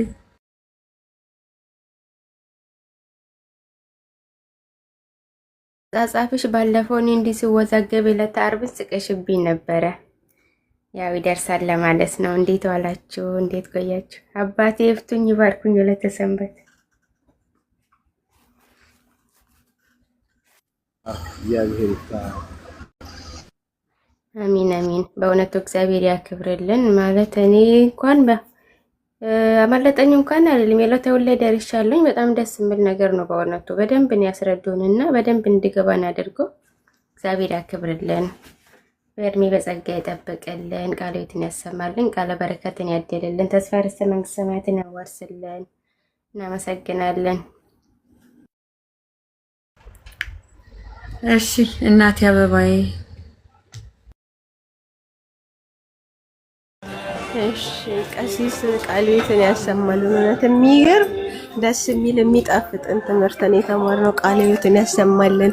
ተስፋ መንግስቱን ያውርስልን። ከዚህ በላይ የሚያገለግሉበት ረጅም እድሜ ከሙሉ ጤና ጋር መድኃኔዓለም ያድልልን።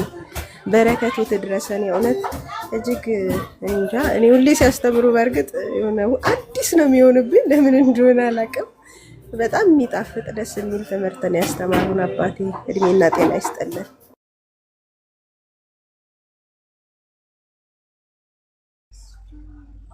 እሺ ወርቅዬ አለሽ?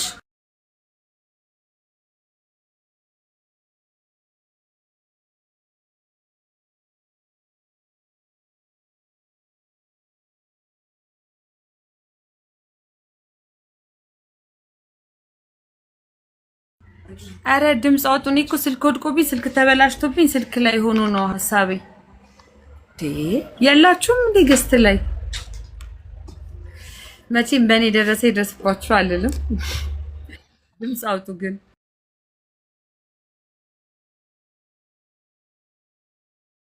ቃለ ሕይወትን ያሰማልን። ቃለ ሕይወትን ያሰማልን። ቃለ በረከትን ያድልልን። ቀሲስ አባታችን በእድሜ በጸጋ ይቆይልን። እናመሰግናለን። ለጥያቄ ግን ያው ትምህርቱን ስንማር ሳየው ጥያቄ ካለ ጠይቃለሁ። እሺ ጽጌ ማርያም። እሺ ሌላ ማን ነበር አብሮን ሲማር?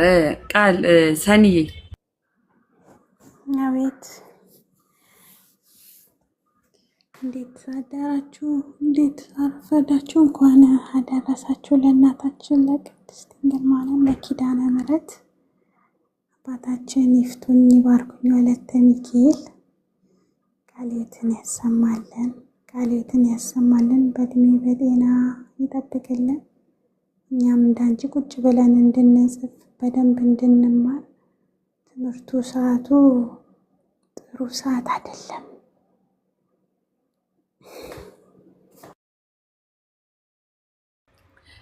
ምንም ማድረግ አልቻለም እኮ። ሮብ፣ ሐሙስ፣ አርብ ላይ ምን አለን? ሮብ የመምህር ፋሲካ ኮርስ አለ። ሐሙስ ኪነ ጥበብ አለን። አርብ ጥያቄና መልስ ውድድር አለ። ከዚያውን ተጨማሪ ቀን መግባት ምንችል ከሆነ እንሞክራለን። ካልሆነ ግን ያለችን ቀን ሆኖ ትምህርቱ ማታ ይሁን ኪነ ጥበቡ ዝማሬ ፊት ምናምን ስለሆነ ያው በሌላ ጊዜ እንትን ማለት ይቻላል። ትምህርቱ ግን ሰው ቁጭ በሚልበት ሰዓት በደንብ ከልቡ ሀሳቡን ሰብስቦ የሚማርበት ሰዓት ሲሆን ጥሩ ነው። አባታችን የሚመቻቸው ከሆነ ማታ ላይ ኪነ ጥበቡ ወደ ቀን ተዘዋውሮ እንደዛ ብታረጉ እንደኔ ሀሳብ ልክ ነሽ። እሱ ያንቺ ሀሳብ ነው። እንደ ሀሳብ እስኪ እንቀበላለን። ኪነ ጥበቡን ደግሞ መቀየር የማንችልበት መንገድ አለ። አሁን እንደ እህታችን አገሬ ገብርኤል ፍሬ፣ አዱሊስ እነሱ ናቸው ይህን ፕሮግራም አስጀምረውት የነበረውና ቀን ቀን ስራ ላይ ስለሆኑ የማታው መርሃ ግብር ላይ እንዳይጠፉ ቤቱ ላይ የተጀመረ መርሃ ግብር ነው። ቀን ላይ በምንም ተአምር ላይቭ መግባት አይችሉም። ስለዚህ በማታው እነዚህን እህቶች ላለማጣት ብለን ነው ሐሙሴን ፕሮግራም ለነሱ ያዝ ነው ማለት ነው። ወይ ተጨማሪ ቀን ለማስተካከል እንሞክራለን ከበረታን እስኪ እናወራበታለን። ሰኔ እንዳሳብ እንቀበላለን። ግን ያው የቤቱ አባላቶች ደግሞ እንዳይጠፉብን አሁን ማቲ ቀን መግባት አይችልም። ሀገሬም እንደዛው ለዛ ብለን አሁን የማታዋን ሰዓት ኪነ ጥበብ ብለን እነዚህን ቤተሰቦች ላለማጣት ፕሮግራሙ የተዘረጋ እንጂ እንዳልሽው አሁን ቀን ላይ ስነ ጽሁፉም ዝማሬው መሄድ ይችላል። ትምህርቱ ይበልጣል። ግን ደግሞ እንደዚህ ቤተሰቦችን ላለማጣት ተብሎ የተጀመረ መርሃ ግብር ስለሆነ እስኪ አንድ ቀን እንሞክር። ያው በዛው ልግለጽላችሁ ብዬ ነው ሐሙሱን ቀን መቀየር የማንችልበትን ሪዝም ማለት ነው። ሮዚ ያለሽ ያለው ሳቢዬ እንዴት አረፈዳችሁ? እንዴት ቆያችሁ? ሁላችሁም ቤተሰብ ከላይም ከታችም ያላችሁ ያው እኔም አልሰማሁኝም በከፊል ነው። ቀሲስ ቃልዮት ያሰማልን፣ ቃልዮት ያሰማልን፣ በረም በጸጋ ይጠብቅልን፣ የአገልግሎት ዘመንትን ያራዝምልን። ያው እኔ ቀንም ማታም አይመቸኝም፣ ሁለቱም አንድ ነው ለኔ። አስተያየት አልሰጥም። በዚህ አጋጣሚም ራሱ ዩቲዩብ ላይ ሲጫን ዩቲዩባችን አሁን እንዲያድግ እንፈልጋለን። እዛ ላይ ስራ መስራት ስለምንፈልግ ዩቲዩብ ላይ እየሄዳችሁ ብታዩ እኛን ይጠቅመናልም ያግዘናልም።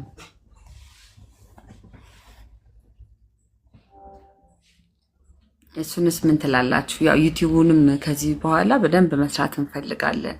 ቤቱን በደንብ እንዲያግዝ ማለት ያው ያን ላይ ምንም ላይ ስለምንሰራበት በጣም ምንም እያልን እናንተን ከምናደክማችሁ ዩቲዩቡ በራሱ ገንዘብ ማምጣት ይጀምራል እኛ በደንብ ከሰራንበት። ስለዚህ ትምህርቶችን ምናምን እየጫንን እዚህ ፕሮግራም ያለውን እየጫንን እናን ለማምዶም ብለን አስበናል፣ እንደ ሀሳብ ማለት ነው። ራኬብ ወርቄ የሚሰጡት አስተያየት ካለ እንቀበላለን። ምክንያቱም ከእናንተ ሀሳብ ስለማንወጣ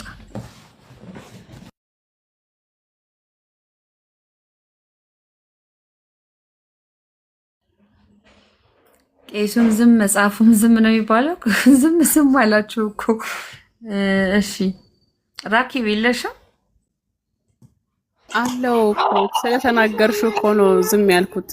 ሳቢ ማለት ኖት ለመያዝ ምናምን ፖስት ሲደረግ መያዝ ይችላሉ በፈለጉት በተመቻቸው ሰዓት። ግን ማታ ላይ መጨመር ምንችል ከሆነ እናስብበታለን። እሱ ሌላ አዲሽናል ቀን ጨምረን ማለት ነው። ቢኮዝ ሰዎቹን ያመቻቸ ነው የማታው መርሃ ግብርም የሚያመቻቸውን ሰዎች ላለማጣት ስለሆነ አይደለ? ጥያቄና መልሱም በዛ ሰዓት የተደረገው ሁሉም በሚመቸው ሰዓት ስለሆነ ሁሉም እንዲሳተፍ ስለሆነ ማለት ነው። ይሄ ግን ኖርማሊ ይሄ ቀን ፍሪ ስለሆነ መርሃ ግብር ይካሄድበታል።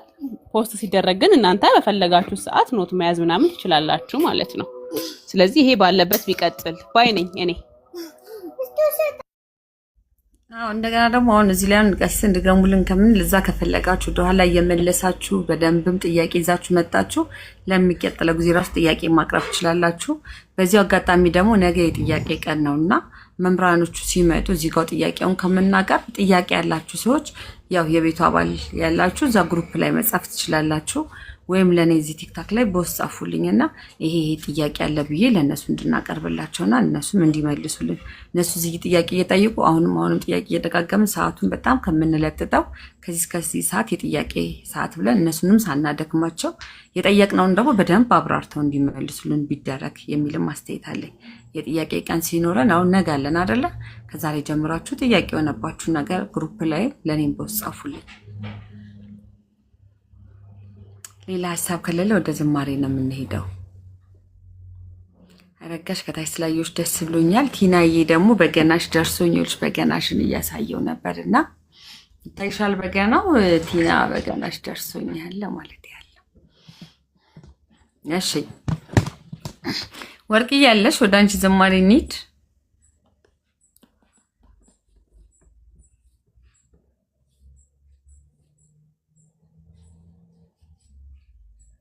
ወርቄ ወርቄ ምሳ ሰዓት አልደረሰም አለ። ኦኬ እሺ እሺ። በዝማሬ የሚያገለግለን አለም ትዘምሪያለሽ?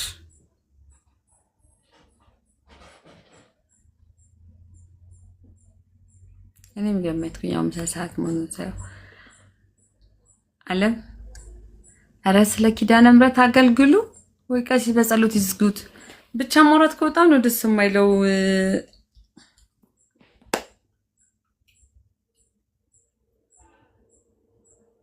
የላችሁ ወይ መድኃኒዓለም አፍርጫችሁ ሎርድ ነው እንዴ? እኔ በጣም ትዕግስት እያጣሁ ነው። እግዚአብሔር ስጠራችሁ ዝም ስትሉ በጣም ነው ደስ የማይለው እውነት ለመናገር። ለማን ነው እኔ ራሷን ከኩሽና ነው የመጣው ስትጣራ ጫንቆኝ ትቼ ስራዬን አቤት ሚለኛ አጣው። አንቺ ዘምሪ ትላለች ደግሞ እንዴ በምን ድምጽ ነው ዘምረው? ይሄው አረጋሽን አስገባት ልጅ ማገባው እሷ አትችልም እኮ ቢሮ ናት፣ ድምጽ ማውጣት አትችልም። እሺ እኔ 5 ደቂቃ የለውም። ቲና ተዘምሪው ገብታለች። ቲና ናት የምትዘምረው። ቲናዬ ሳታስበው ማይክ ከተነሳባት ትዘምራለች እንጂ አስባ አዘምረው። ቲና ቆይ እኔ 5 ደቂቃ የለውም። እሺ ቲና ሮዚ ሳኒ ዘምሪ። ፈተላችሁ መዝሙር ልጋብዛችሁ። በድምጽሽ ነው እንጂ እንድዘምሪ የምንፈልገው እናቴ። አመሰግናለሁ። እኔ ብቻ መስገኘኝ ያልኩኝ ስለ ኪዳነ ምሕረት ዘምሪ ነው ያልኩሽ ያለሁት። ሲዘምሪ ደግሞ ሰምቼሻለሁ። ቆይ እንዴ ስሟን ብላለ ሲዘምሪ ይለቅሻል። ለራሴ ነው እሱ፣ ለእናንተማ ዝርግፍ ነው የምትሉት። አንልም የሆነን ስትሰሙኝ የለ እንዴ ቁጭ ብላችሁ። ስለዚህ ኪዳነ እኔ ብቻ ልዘምር ነበር። እኔ ሞክሬ ራሱ አላውቅም። ዘምሩ። ላለመዘመር ምክንያት አታብዙ። ስባይ መጣ። እግዚአብሔር ይመስገን። ስባይ ገላገለኝ ቀን ወይ እንደው ጸጋው ቢኖረኝ ራሴ ዘምራለሁ፣ ራሴ ጽሑፍ አቀርባለሁ፣ ቀሲስ ያስተምራሉ። በቃ ይሄን ሁሉ ኢነርጂ ሉዝ አላረግም ነበር ከኔ እያልኩ እናንተ አታስፈልጉኝም እያልሽ ነው። በሰበብ ታብና ኮፒ ሊንክ ታረጋለህ አላረግም ነበር ከኔ እያልኩ እናንተ አታስፈልጉኝም እያልሽ ነው። በሰበብ አይደለም። ታብና ኮፒ ሊንክ ሼር ታረጋላችሁ፣ ትመርቁኛላችሁ። አገልግሉ ስል ዝም ከሆነ ዲያቆን ስባይ እንዴት ነህ? እንዴት አላችሁ? ሳቢ እንዴት ነሽ? እግዚአብሔር ይመስገን ሰላም ነህ? ዲያቆን ግን ፕሮፋይሉ ጠቁሯል እኮ። ፕሮፋይል ጠቁሯል። በሰላም ምርቃት ላይ ራሱ ይቀረህብን። በአካል ባትመጣ ላይቭ ላይ ራሱ ብቅ አላልክም። ደህና ነህ ወይ እያልኩ ነው።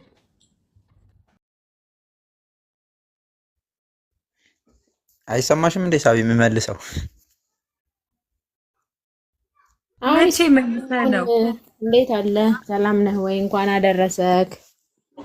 እንኳን ደህና መጣ። እንኳን አብሮ አደረሰን። ምን አልክ?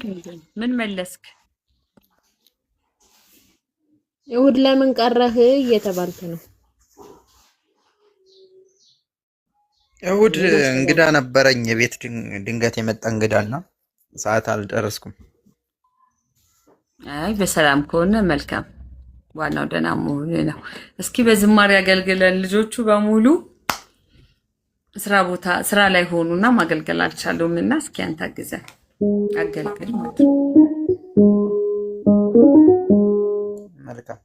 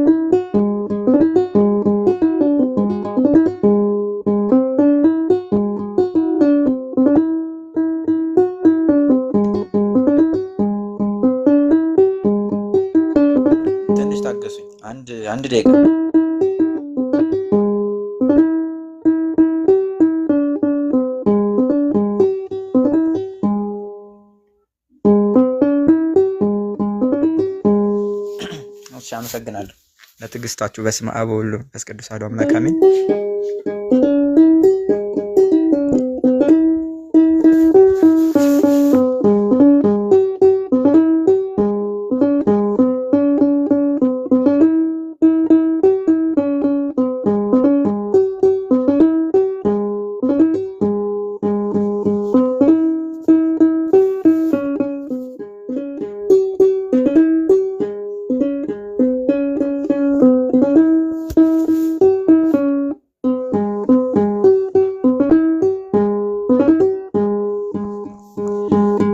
መርከቧን የሚያውክ ነፋስ መጥቷል።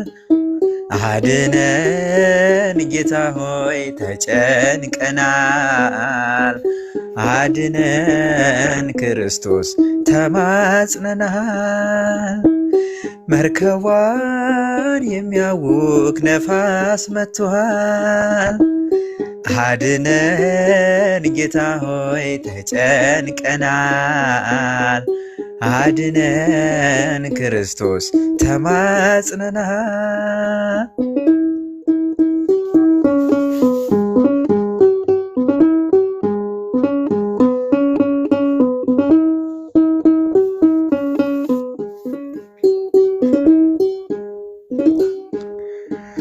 በአንድ እግዚአብሔር ጥላ ተሰብስበው ሳሉ በቀለም በጎሳ ይከፋፈላሉ። እጅግ ተናውጣለች ታንኳችን ተገፍታ። አውጅልን ደርሰ ታላቁን ጸጥታ። አውጅልን ደርሰ ታላቁን ጸጥታ። መርከቧን የሚያውክ ነፋስ መጥቷል። አድነን ጌታ ሆይ ተጨንቀናል። አድነን ክርስቶስ ተማጽነናል።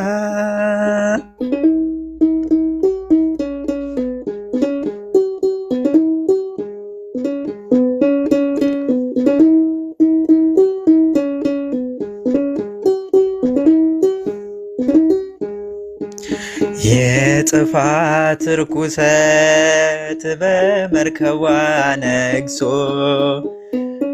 እረኛ ነኝ ይላል ተኩላው ለምድ ለብሶ። ቤተሰብ ሁሉ ተጨንቋል በነፍሱ። ሞገዱን ገስጸው ጸጥ ይበል ነፋሱ። ሞገዱን ገስጸው ጸጥ ይበል ነፋሱ። መርከቧን የሚያውክ ነፋስ መጥቷል። አድነን ጌታ ሆይ ተጨንቀናል። አድነን ክርስቶስ ተማጽነናል።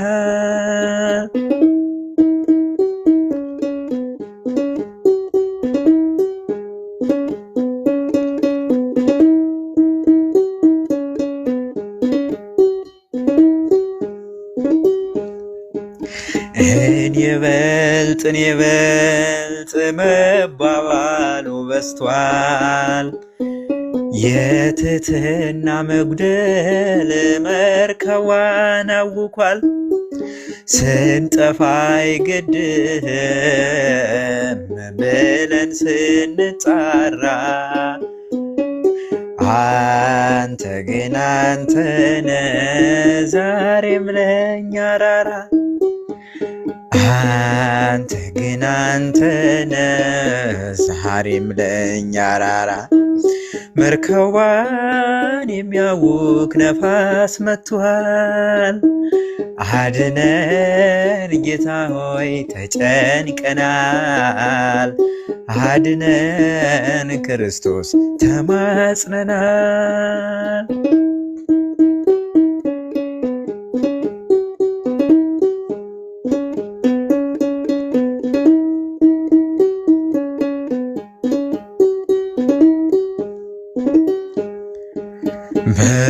ቁጥር የበዙ ታንኳዎች እያሉ አንተ ባለህበት አይሏል ማይበሉ ዘንበል በልልን ጌታ ዝም አትበለን በእምነት ከመዛል ከመስጠም አድነን በእምነት ከመዛል ከመስጠም አድነን መርከቧን የሚያውክ ነፋስ መጥቷል አድነን ጌታ ሆይ ተጨንቀናል አድነን ክርስቶስ ተማጽነናል መርከቧን የሚያውክ ነፋስ መጥቷል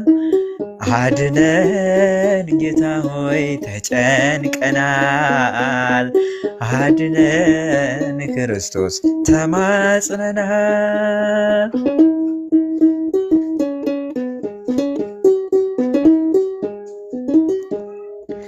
ኪዳነ ምሕረት እናቴ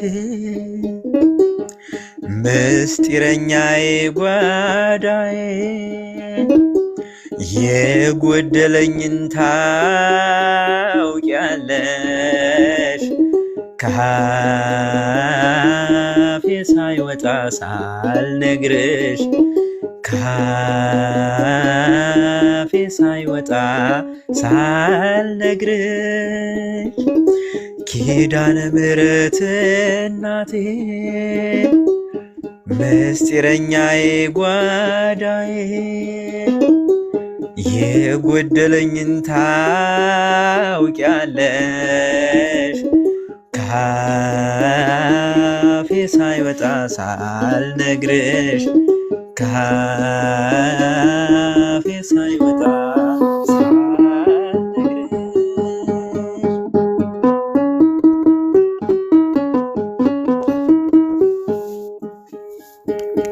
አልፏል መናኛው ኑሮ መልጃሽ ውሃውን ቀይሮ መልካሙ ወይን ደረሰ እንባዬ ባንቺ ታበሰ እንባዬ ባንቺ ታበሰ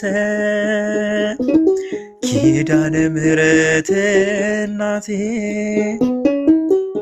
ምስጢረኛዬ ጓዳዬ የጎደለኝን ታውቂያለሽ ካፌ ሳይወጣ ሳልነግርሽ ካፌ ሳይወጣ ሳልነግርሽ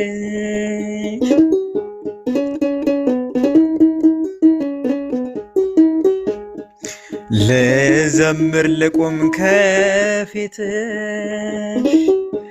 ልምጣ ልንበርከክ ለክብርሽ ብርክ ሀገር ከቤቴ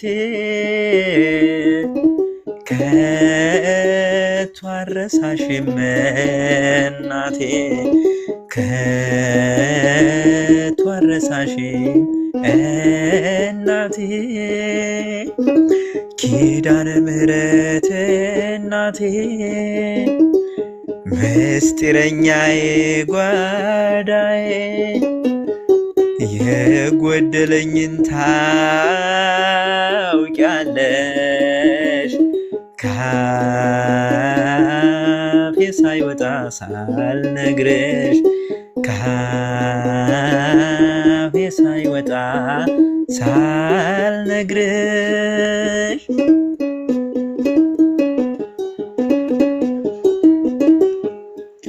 አልልም መቼ ነው ቀኑ የኔ መጎብኛ ዘመኑ እንደሚፈጸም አምናለው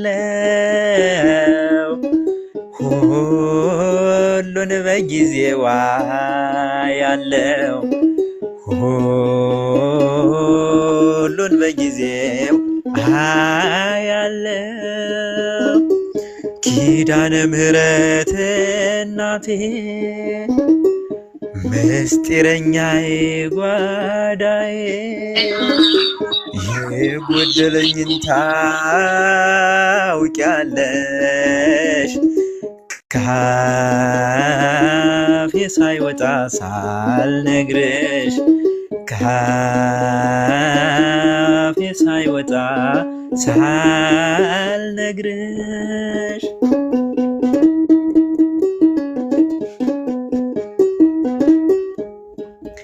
የልቤን ችግር ላዋይሽ ስልሽ ፊት ቆሜ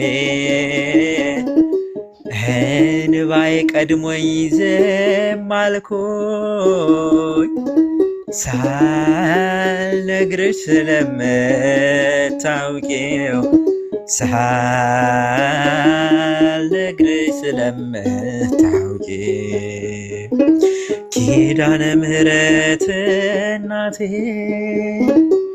ምስጢረኛዬ ጓዳዬ የጎደለኝን ታውቂያለሽ ካፌ ሳይወጣ ሳልነግርሽ ካፌ ሳይወጣ ሳልነግርሽ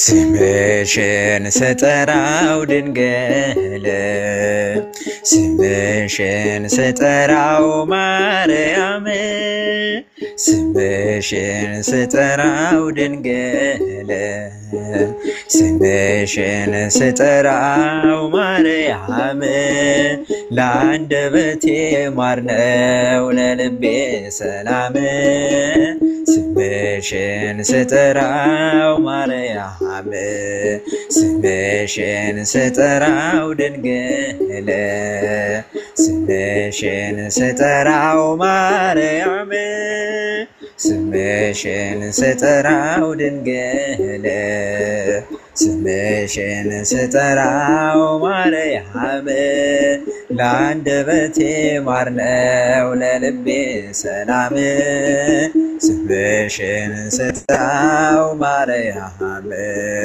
ትውልድ ነኝና ልጅሽ ፈጠረኝ ድንግል እመቤቴ ላንቺ ምስጋና አለኝ በፈቃደ እግዚአብሔር በአባቶች ጸጋ ሳሌለነ ላለው ሲመሽም ሲነጋ ስምሽን ስጠራው ድንግል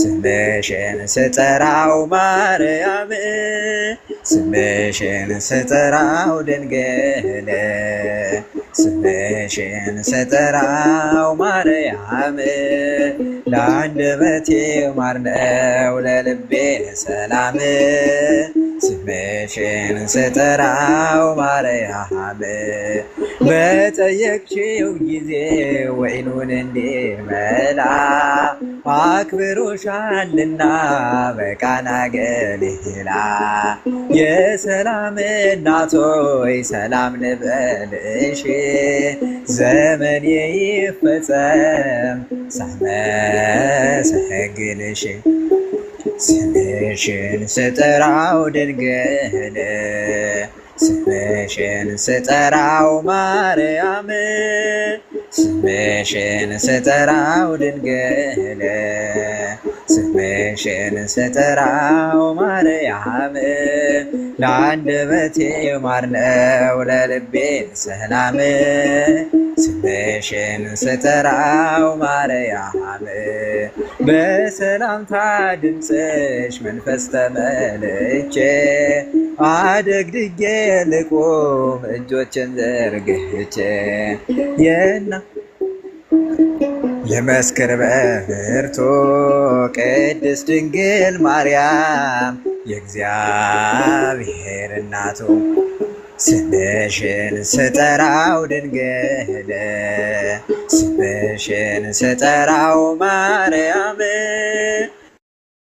ስምሽን ስጠራው ድንግል ስምሽን ስጠራው ማርያም ለአንደበቴ ማር ነው ለልቤ ሰላም ስምሽን ስጠራው ማርያም ከሰማይ ሲገኝ ነው አንቺን ማወደስ ሲገለጽ ሲፈቀድ ከመንፈስ ቅዱስ ማርያም ሕይወቴ ነሽ ምክንያት ለመዳኔ ብዙ ነው ምስጢሩ አንቺን ማመስገኔ ስምሽን ስጠራው ድንግል ስምሽን ስጠራው ማርያም ስምሽን ስጠራው ድንግል ስምሽን ስጠራው ማርያም ለአንደበቴ ማር ነው ለልቤ ሰላም ስምሽን ስጠራው ማርያም ለአንደበቴ ማር ነው ለልቤ ሰላም ስምሽን ስጠራው ማርያም። ዝማሬያችን ይቀበለልን። ከባድ ዝናብ እየጣለ ነው። ይሰማችሁ አይሰማችሁ አላውቅም። የመጨረሻው ዝማሬ እኛ ምንም ዝናብ አልተሰማንም። በደንብ እየሰማን ነበረ። አንተ ቤቱን ሳዘምርልን ለኛ ይሰማናል። አንተ ነው ዝናቡ።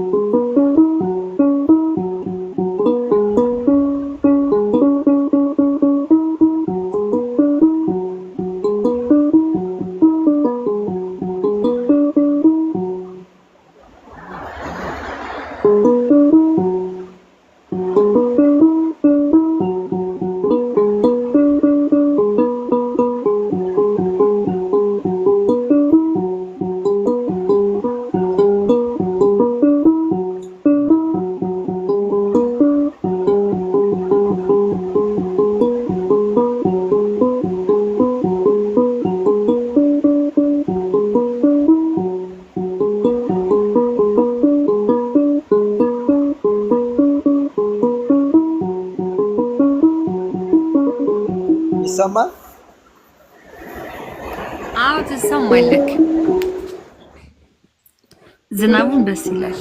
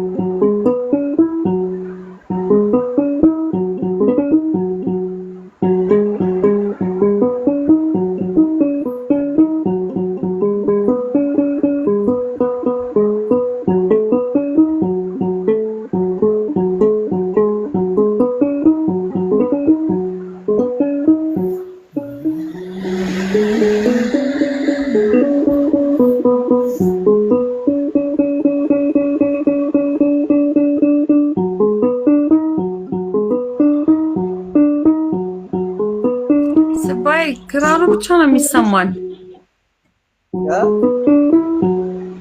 እየሰማንክ ነው። አሁን መጥቻለሁ። መልካም እሺ።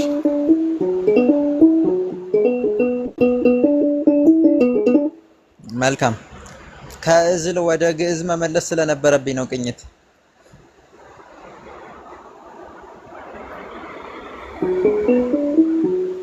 አንቲ ውእቱ በሶበ ወገነሶበ እንተ ውስቴታ መናህውእ አንቲ ውእቱ መሶበ ወርቅ ንጹሕ እንተ ውስቴታ መናህቡእ ህብስተ ዘወረደ እምሰማያት ወሃቤ ሕይወት ለኩሉ ዓለም ህብስተ ዘወረደ እምሰማያት ወሃቤ ሕይወት ለኩሉ ዓለም ከእንቅልፉ ሲነቃ ነቢዩን ርቦት እንደተመገበ ከሰማይ ወርዶለት የእውነተኛው መና የክርስቶስ እናት በምልጃሽ ላመኑት የነፍሳቸው ምሕረት በምልጃሽ ላመኑት የነፍሳቸው ምሕረት አንቲ ውእቱ መሶበ ወርቅ ንጹሕ እንተ ውስቴታ መናህቡእ ህብስተ ዘወረደ ሰማያት ወሃቤ ሕይወት ለኩሉ ዓለም ሰላማዊት ርግብ እመብዙኃን ተስፋ መነኮሳት ምግበ ምንዱባን የዓለሙን መድኃኒት ለወለድሽልን ማርያም ሆይ ስለዚህ እንወድሻለን። ድንግል ሆይ ስለዚህ እንወድሻለን። አንቲ ውእቱ መሶበ ወርቅ ንጹሕ እንተ ውስቴታ መናህቡእ ህብስተ ዘወረደ እምሰማያት ወሃቤ ሕይወት ለኩሉ ዓለም የትህትና ቤት ትርጓሜ ንባብ ምልዕተ ውዳሴ የወርቅ መሶብ ለጽድቅ የሚያበቃው ሰማያዊ ህብስት መገኛው አንቺ ነሽ የሕይወት መሰረት መገኛው አንቺ ነሽ የድነት ምክንያት አንቲ ውእቱ መሶበ ወርቅ ንጹሕ እንተ ውስቴታ መናህቡእ ህብስተ ዘወረደ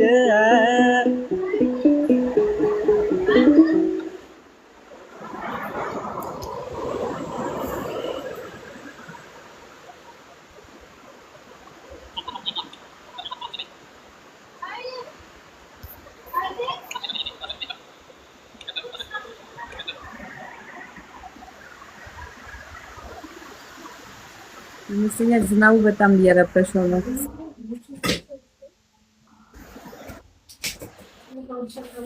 ዲያቆን የለም። እሺ ዝማሬ መላእክትን ያሰማልን፣ በእድሜ በጤና ይጠብቅልን፣ የአገልግሎት ዘመን ሳብረ ዘም ያድርግልን።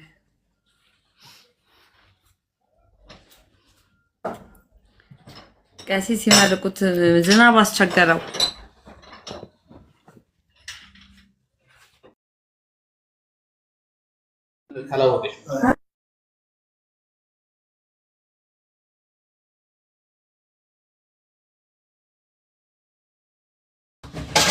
ቀስ በይ አንድ ኪዳነ ምሕረትሽ የሚዘምርልን አለ። እናቴ አብሬ ትችያለሽ? የሚመች ቦታ ላይ ነሽ?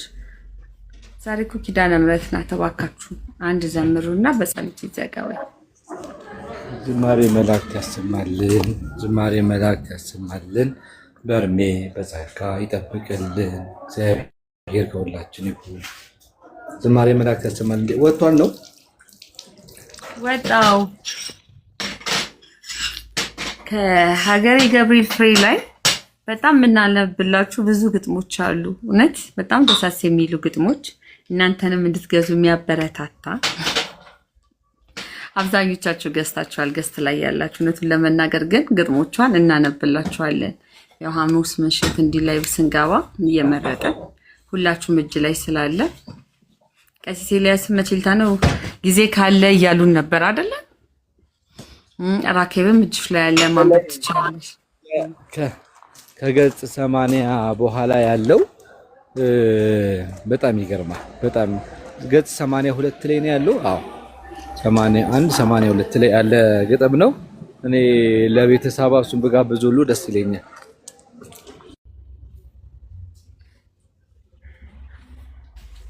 እሺ ያንብቡልን ቀሲስ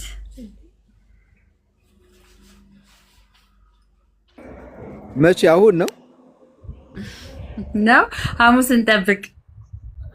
አዎ እንደዛ ነው እንጂ ግን በየማሉ ያው መጽሐፍ እጃችን ያለ ሰዎች ግን አንዳንድ እየተዘጋጀን ብንገባና ብናነበው ደስ ይላል። ረጅም ነው ደግሞ ገጽ 82 ላይ ያለው ግጥም እስከ 84 የሚሄድ ስለሆነ ጊዜ የሚያስፈልጋል ቁጭ ብለው እንዲያነቡት ማለት ነው። ሌላ ስጃችሁ ላይ ያለ እሷ ባለ ጊዜ የሚለውን አንብባለች ገጽ 80 ላይ ላይቭ ላይ ስትከታተሉ የነበራችሁ ሰዎች እንዴት ነበር ግን መርሃ ግብሩ?